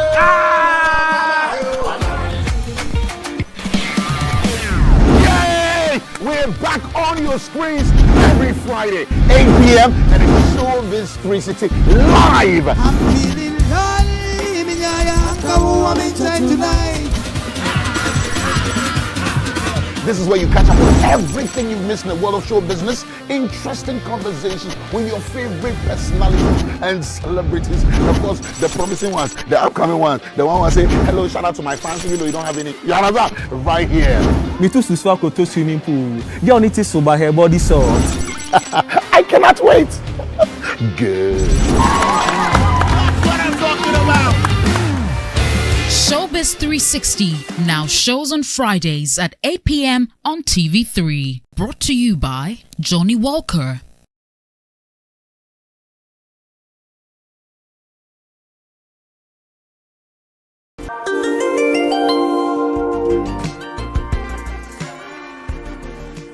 Welcome back if you've joined us. It's never too late. Stefania is still with me and we're doing something fun now. You missed her story though, but at least you're going to hear a couple of tips from her on how she does her interiors. So as a creative, obviously, you love interiors. Yes. How would you rate us here on the show? Well, so first I need to know today's woman, what you want to say about the show. The show. Yeah. Then I translate that into the space. Okay. So, yes, woman obviously is there. So feminine centered, but what kind of woman, you know? Do we want to go for the modern, the edgy, the traditional, or do you want to encapsulate all of them? So I always start off with a lot of questions instead of just jumping in. Some people feel like, why are you trying to get to know me like that? But the questions are important to dig deeper and let the person also understand. Sometimes they're not really sure about, you know, what they're trying to put out there. So that also helps to give a direction as to what you're trying to achieve. And then from there, do some research. So it's kind of like the design method, really. You do the questions, you do the research, and then you start to brainstorm. So translating that into maybe your home. Okay. How would you want your home to feel? How would you want your personality to show in your space? Okay. Yeah. What personal pieces can you add that would be you or your family's, you know, kind of identity? So definitely sit down and ask yourself these questions first. Because people just go and buy things. Oh, I like this, I'll take it. Oh, I like this, I'll take it. Oh, I like this, I take it. Which is what I was going to say. So somebody comes to you and says, this is my living space, but I like a red couch. Okay, so if that's your... I leave the rest to you. Yeah. So if you have a firm point starting from that, then you work the way around it. Okay. I believe clutter doesn't work unless that's the look you're going for. You know, there's like the... I don't think boho anybody chic. intentionally wants clutter. Do people I actually know. go? There's more cleaning, Yes, there's more organizing, yes, there's more yes. everything. And then there's no focal point in the room. Exactly. You know? But I think I'm a bit of a clutter queen, though, I must admit, because I love buying ornaments. On all my travels, I'm bound to pick up little pieces, and they're all over the place. So I do that too. But you see, I've created spaces where I can just share them in. So a lot of my personal things ended up in the store or in some of the apartments that I rent. There's, you know, I find somewhere for them, or I change them up to fit the space they're in. But yeah, definitely in this space, have like a theme or a concept. And look at a lot of images, you know. Now there's AI, people can get to do, you know, hey actually, AI, I saw design that. my Somebody room. Yes, AI design my room. You just put your room out and just get AI. AI Then does you it can for pick, you. you know, what's more Which to one your you want, style. yes. Yeah, so that's also an option these days. But I think it lacks a bit of personal touch when you do it that way, because AI won't ask you that many questions and it won't delve too much into your personal stuff. Then there's also another trick. So decluttering, yes, and then finding those key pieces that would tell that story for you. Or maybe it's very interesting. You know, sometimes we even have like our own things that we don't put out, maybe some pictures. Why not blow up a picture of, you know, a very dear person in your home and put it up, kind of thing, as an art piece? Or, I don't know, something you got from your grandmother, or, you know, these kind of things. It's good to have them on display, at least I feel so. There's another thing where it's like the rule of 3. So things generally sits better in 3s. Instead of, I see people tend to like to put things in a thin, straight line. It's like 1, 2, 3, 4, 5, like that. It's just like soldiers standing in a row. Unless that's like the effect you're going for, which I don't think is usually the case. Usually grouping things in bits of 3s helps better. It brings it out more. And it gives the eye something to land on than if it's everywhere full of stuff. So then there's no focal point. Exactly. So now there's AI, like you mentioned, that's doing all the design. Isn't that making a lot of interior designers redundant? You know, I've tried a lot, because again, new tech, hey, I'm there. So you have to flow with the I times. play with it a lot. And I tend to find that it's flat. You know, it's kind of just like giving you just the basics, you know. So if that's okay, fine. You know, it can help you get to some level and get something done. Because if really you are at a 0, it's gonna bring you from above a 0. Okay. But if you want more, you have to know the medium you're using and really know how to engage it. So there's a whole space on prompts and how to prompt your AI. Which was something I was coming to talk to you about, because AI is as good as the prompts you give it. Thank you. Garbage in, garbage out. That's it. Yeah. For every AI medium, I mean, I use ChatGPT quite a bit, and you realize that if you don't give it enough information, it doesn't churn out what you want. Exactly. It just gives you random stuff. Exactly. You understand what I'm saying? So I've been told AI is as good as the prompts you give it. So guys, AI, please, you can use, but please, it's as good as the prompts you give it. And I'm telling you that for a fact. Now, enough of the interior design things. I just need to get to your brain. 5 questions, quick ones. Ready for you. Are you ready? A designer or artist you admire right now? Amako Bafo. Never heard of him or her? Him. He's doing a lot for the community. Okay. He's quite a big artist. I think he's the highest grossing artist right now. Okay. If not Africa, definitely from Ghana. Interesting. He opened a gallery and a residence space. Oh, I've seen it. I've seen it. I've seen One it made out online. of Beautiful. mud. Yeah. Beautiful. They just also opened a community space where it's like a tennis courts and all that, again, with rammed earth. Yes. Yes. And he's one person that's really with his community and bringing people into the art space that maybe would generally run away from it or feel like it's not For their them. place. Or, we're appreciating art more now. Yes. I think this era, in these times. I also feel, Ghanaians are. to some degree, it's a new interest. So I call the Selfie Nation ready to take up, arms where art is concerned without really knowing what they're looking at or appreciating it maybe to a certain degree. But it's a start. Again, it's a new relationship that we're building. So, a creative habit you'd never skip. Time alone. You need that to think. Regroup. Yes. Important. One word that defines your style. I am very casual.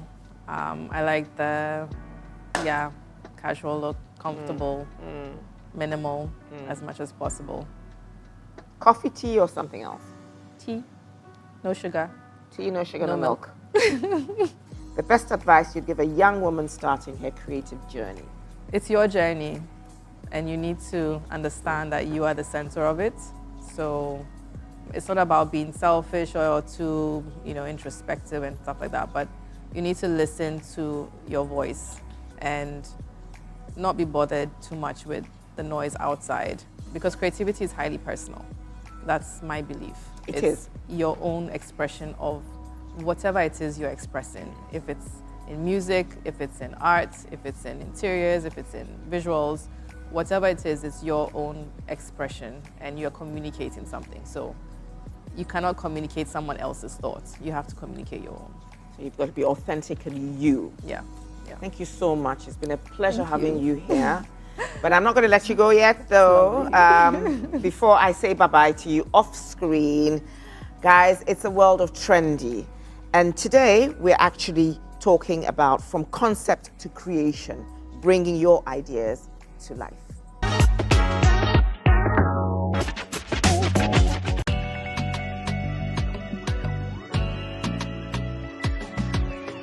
Your ideas are everywhere, in your wardrobe, your living room, or even a tiny corner of your home. The trick? Bringing them to life, one simple step at a time.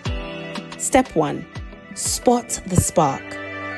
One idea that excites you. Step 2. Sketch or plan it. A doodle, mood board, or a list works wonders. Step 3. Gather your tools. Fabrics, paint, decor pieces, or anything that helps you create. Step 4. Start small. Don't wait for perfect conditions. Momentum is everything. Step 5. Refine and enjoy. Tweak as you go and celebrate your creation. From a DIY decor project to a stylish accessory, your creativity can shine anywhere. Let your vision take shape and enjoy the process, because every little idea can become something extraordinary. I hope the tips from concept to creation have been good enough for those of you who are trying to bring your ideas to life. Now it's time for the woman on the move.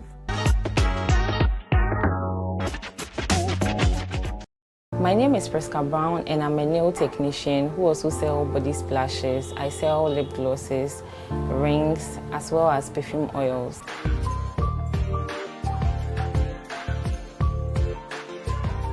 I went to learn the skill after SHS, and when I came to the university, I turned it into a business. Personally, I'm a creative person, and fixing nails is all about creativity. So my creativity led me to start this business. My creativity inspired me to start this nail business. A typical day, I start work around 10 a.m. Since I mostly get about 3 to 6 clients, I start work around 10 a.m. and I close around 7 to 8 p.m.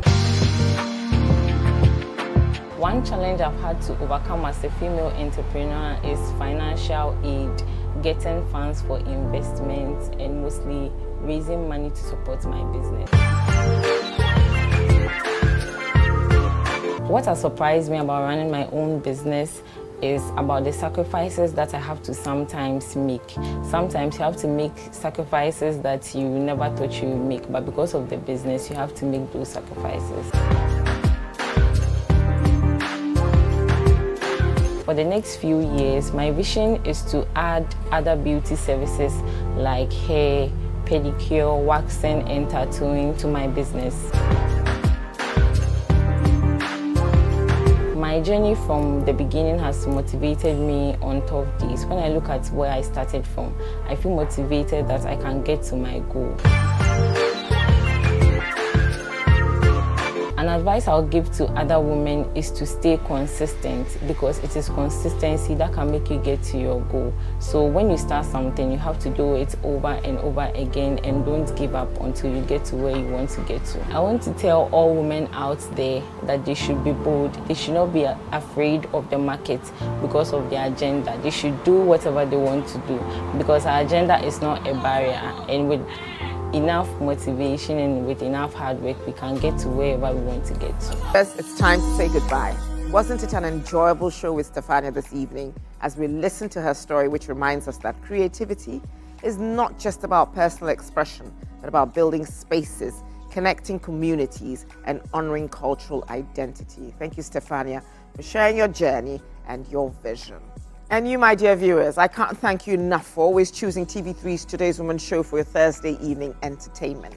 Last but by no means the least, a super big shout out goes to our sponsors, Gino Tomato Mix, Onion and Pepper Mix, Jollof Mix. Gino truly cares, and So Aesthetics, So You, So Beautiful. You guys, you rock. Till we meet again, don't forget, you are called, you are chosen, you are today's woman.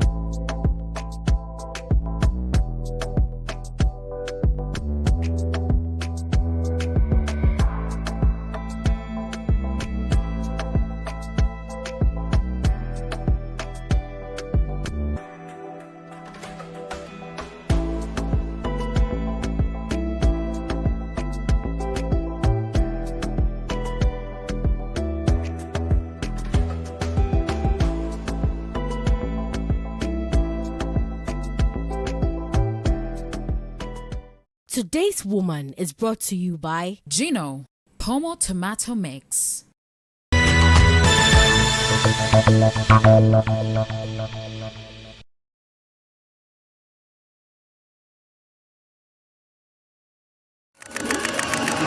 been long deadlines, hustle, pressure. Now it's time to breathe, to dance, to feel again. The music hits, waves crush, energy rises. You're surrounded by good people and golden light. This is your reset, your freedom, your joy. 3FM All White Party, the beach edition, where paradise meets the party. Labadi Beach Hotel, 28 December. Lock it up. In every pill, there is a promise of relief or ruin. They were meant to heal, but now they kill. Our people are dying. The opioid crisis isn't coming. It's here, in our homes, in our schools, in our streets, everywhere. Knowledge is indeed power. And this season, we fight back with truth, with science, with our hearts. This is more than a show, it's a movement, an awakening, a lifeline. Ask your pharmacist. This season, we talk opioids. We talk drug abuse. We talk survival. So join us and our guest pharmacists as we fight for the soul of our community in this season of your award-winning health show, Ask Your Pharmacist. My name is Farm Nellen Ofori. My name is Farm Yao Mfuafo. I am Queen Na Ayele, and this is Ask Your Pharmacist Season 5.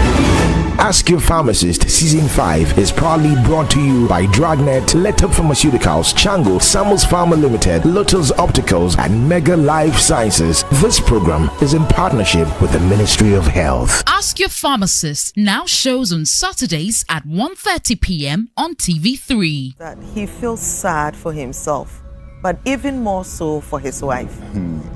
That sexual feeling I had for my wife, has really gone down. I really don't feel a thing like before. Like my man who does not come out, I don't feel aroused. When marriage is wobbling, it becomes a real problem. I may not know whether he's been faithful to the wife. When there's no exploration, when it's just especially religious fanatics, And so they want certain things done in a certain order. When you get to a point where Kojo cannot erect, do you know what it means? It kills us. This man does not have a physical medical problem. Kojo actually works. It works. It's just that it doesn't work at home. Confessions shows on Saturdays at 10 p.m. on TV3. Brought to you by MTN.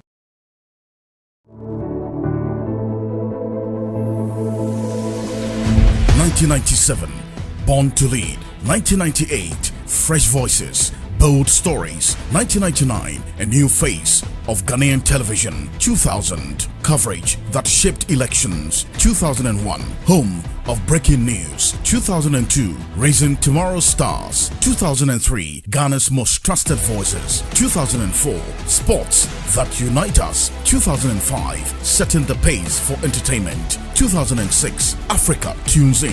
2007 Ghana at 50 We Told the Story. 2008 Reality Shows that redefined culture. 2009 News with Courage. 2010 Africa's Best TV Station. 2011 Innovation Every Day. 2012 Elections with Integrity. 2015 Home of Ghana's Biggest Shows. 2020 In the Pandemic We Stood With You. 2021 We Helped You Resume Your Regular Programming. 2022 We Raised the Bar Even Higher. 2023 More Shows, More Fun. 2024 We Showed Ghana what world-class elections coverage looks like. 2025 Still #1 for news, sports and entertainment. Truly first in news, best in entertainment. For 28 years, we've been your voice, your stage, your story. TV3 at 28 years strong, still #1.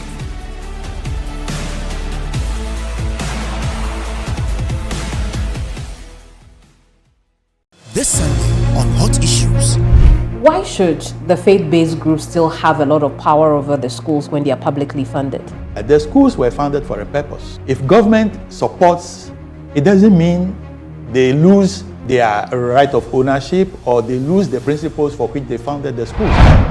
When you are mediating between people, you don't go making noise about it. Even if you resolve the problem, it shouldn't be up to the Peace Council to say it. The mediation has been on for years. Tunfo has been at the helm of affairs for the mediation period as well. What is different this time that convinces the Peace Council that we will bring an end to the conflict in Boko? It's because we have the faith that you should never give up when you are working for peace. What do you say to people who even think that the Peace Council should not be government funded? If it's not government funded, where do we get the funds? Hot Issues shows on Sundays at 1 p.m. on TV3. TV3, first in news.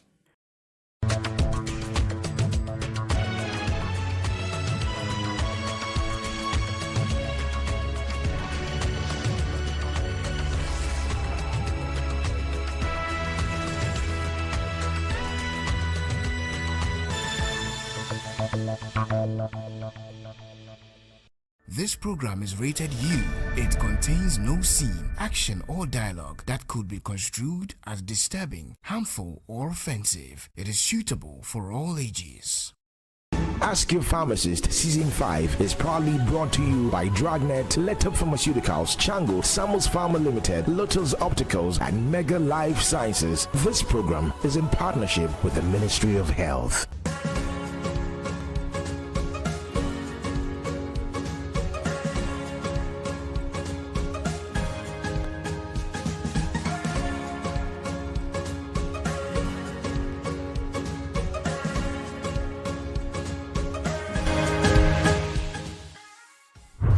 Hello and welcome to another episode of your favorite award-winning health show, Ask Your Pharmacist. This is season 5 of the show, and today we are coming to you from Lotus Opticals here at the Tema branch. My name is Rashida Hamid. Don't forget, this show is proudly brought to you by Dragnet, your #1 online pharmacy. Letap Pharmaceuticals. Get your Letamin, Folaron Zinc, and Letamols from any pharmacy and stay healthy. Letap Pharmaceuticals, quality healthcare.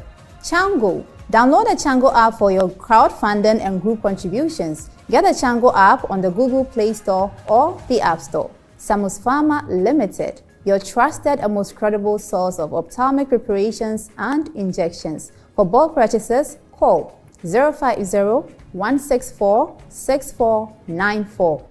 Lotus Opticals, your favorite family eye care center. Visit any of our locations at East Legon, Sakumono, or Tema. You can call 030-398-1681. Mega Life Sciences. There is indeed a mega product for everyone. Mega Life Sciences, we care.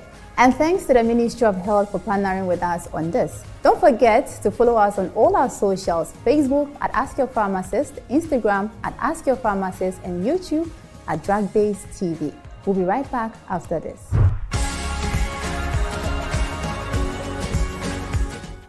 Are you tired of roaming for your medications and can't find them? Do you want to speak to a pharmacist or simply need privacy when buying your medications? Do you want your drugs to be delivered to you at the comfort of your home or office? Then it's time to download the Drugnet app, spelled DRUGNET, from the Play Store or App Store to enjoy total convenience. Use Drugnet, your multiple award-winning online pharmacy, for prompt delivery of all your medications. For further inquiries on Drugnet, call 0593-159-139 or 0501-646-496. And remember, we also accept all private health insurance cards. Drugnet, your #1 online pharmacy. Araba, there are some people at the door. Go and tell them I have traveled to Russia. Yes, Daddy. Where's your father? My father said I should tell you he has traveled to Russia. Your father has killed me. I sent him money from America to complete my house for me. Are all student association contributions? Even the money from the fundraiser for Kweku's surgery. Oh! He too? Don't be a victim. If you're contributing to a project, alumni dues, or any public campaign, Chango is your best choice. Chango keeps track of all donations and gives you the power to know exactly where the money goes. Chango is approved by Bank of Ghana. Call 0270-066-614 or visit changoapp.com for more information. Oh, Araba. Chango, for your groupings and crowdfunding.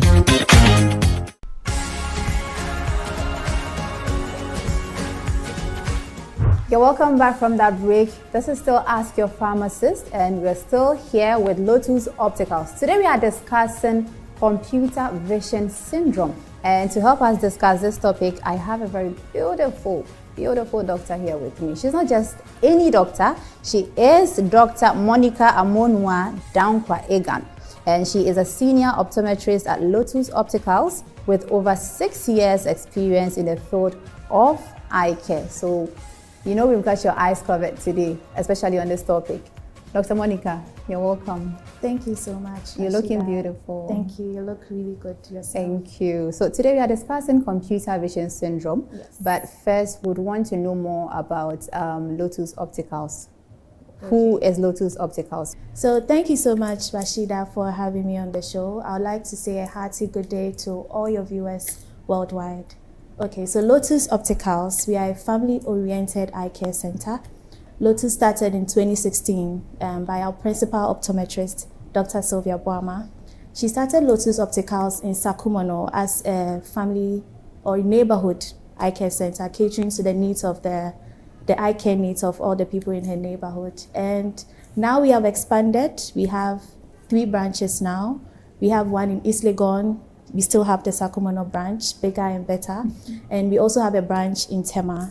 And the main focus of Lotus Opticals is to provide the best eye care possible. Before you walk out of Lotus Opticals, whatever your eye care needs, we want to make sure that we have outdone, whatever your expectations were. I guess that's why you are the family's favorite eye care center. Your family favorite eye care center. All right, so let's move straight to the topic for today. So we are discussing computer vision syndrome. We would want to know why is it important to understand this topic, computer vision syndrome? All right, so computer vision syndrome A few years back, we were hit with a pandemic. COVID happened, and we had to make life adjustments. Even from the home or wherever we find ourselves, we had to make sure we were being profitable. Otherwise, you wouldn't be paid. Okay, we had to make sure that we're connecting with people all over the world. And you know, also during that time, there were a lot of mental health issues. So people had to find means and ways to entertain themselves. And the only source of entertainment, the only source of profitability was the digital device, okay?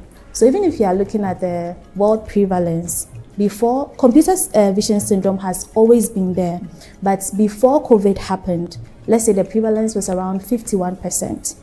And now we are looking at 75% to 90% of all people, computer users. That's a lot of numbers. Exactly. So now it's gotten worse. And people don't even know they have it or they're experiencing it. So yes, there's a need to sensitize them.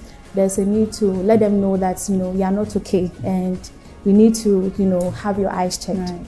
And also in Africa is actually leading. The prevalence rate is actually high in Africa as compared to other parts of the world. And then there's Asia, and then there's also Europe and I think Southern America and all that, yes. But looking at Ghana, okay, there's the need for us to help because now most of the workers, we are always behind our screens. We are always behind our screens. And people would think that it's only for people that use computers. You have your mobile phones, you have your tablets, you have your iPad. All these things are digital devices that we use day in and day out. Digitalization has already happened and it's not going anywhere. You know, there are now new technology coming up and all that. So this just means to sensitize the, you know, your audience about what is happening in our world today. So you mentioned that Africa is leading. Yes. Now, I would want to ask, why exactly is Africa leading? Honestly, I don't know. I think that it has to do with that. Okay, so you know, before this whole computer age, I think Africa, our eyes didn't open so early. So I have people saying that, I saw this joke on TikTok where someone said that they opened their TikTok accounts for their mother, and the whole day, it's now afternoon and there's no food in the house because she's now glued to the screen. Yes, she's now looking. So I think now the older people have now caught up to this whole digitalization age. Now they had to find means and ways to communicate with their children overseas. They had to find means and ways, you know, to check up on their children. And they also needed some form of entertainment. And also, they also happened to be religious. You know, church was online, everything was online. And, you know, once they swipe and they see a video, they'll just keep swiping to see more. So, yes, that's basically what's going on. Okay. And even in Lotus Opticals, when people walk in, they don't know, you know, that they have certain issues that are associated with computer vision syndrome. So it's when they walk in that we tell them that, okay, so what you have is called computer vision syndrome. And it's a whole new thing that they don't even know anything about. So make it a habit to walk in from time to time. You may never know. All right, so Dr. Monica, we want to really understand what causes computer vision syndrome. Okay, so computer vision syndrome are symptoms that arise from prolonged usage of digital devices. It's also known as digital eye strain. Yeah. So it's just a myriad of symptoms that come about as a result of prolonged usage of digital devices. That's computer vision syndrome. Okay. All right, thank you for that. We've understood the causes. Now, what are some of the symptoms of this computer vision syndrome? Okay, so we can talk of blurry vision. So when you are using the computer, okay, especially depending on how it's positioned in front of you, usually it's very close. Some people don't know it's supposed to be like an arm's length away from them. So at that point, your eyes are contracting, okay? So sometimes the eye is made up of muscles, and like any other muscle in the body, after prolonged usage, they tend to get tired. And that's what results in the blurry vision. The medical name is called accommodative spasms. Okay, so that's what happens. And we can talk of headaches.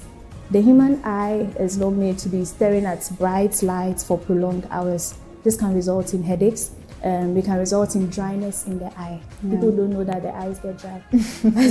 There's something that's actually called dryness in the eye, and it can get very severe. You find yourself being extremely sensitive to light. So every time you blink, okay, the eyes are supposed to be moisturized with tears, okay? But we found out that when people are using these digital devices, they blink less. In a minute, you are supposed to blink 15 to 20 times. Did you know that?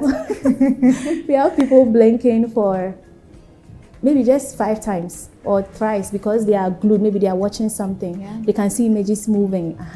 So all these things can result in that. Aside that, computer vision syndrome doesn't only deal with the eye. It has to do with the computer ergonomics as well. When you talk about ergonomics, it has to do with posture.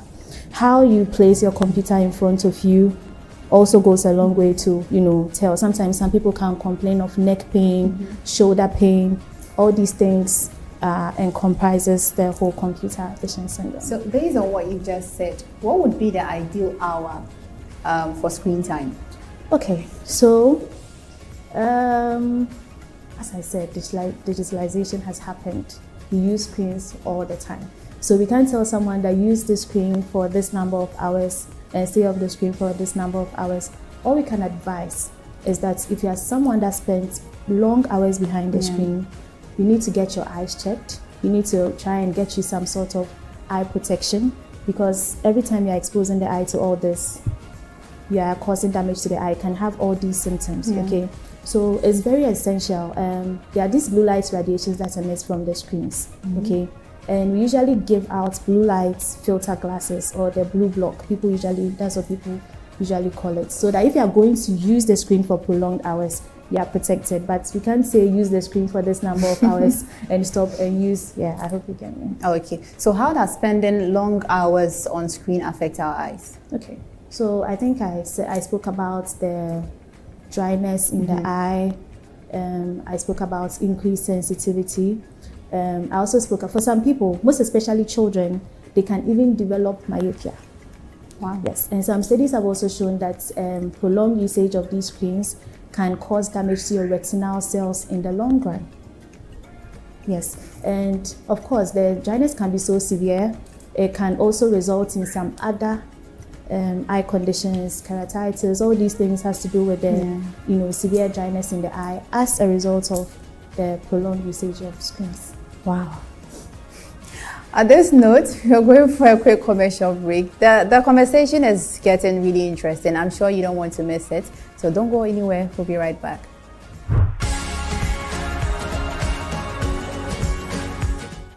Are you tired of roaming for your medications and can't find them? Do you want to speak to a pharmacist or simply need privacy when buying your medications? Do you want your drugs to be delivered to you at the comfort of your home or office? Then it's time to download the Drugnet app, spelled DRUGNET, from the Play Store or App Store to enjoy total convenience. Use Drugnet, your multiple award-winning online pharmacy, for prompt delivery of all your medications. For further inquiries on Drugnet, call 0593-159-139 or 0501-646-496. And remember, we also accept all private health insurance cards. Drugnet, your #1 online pharmacy.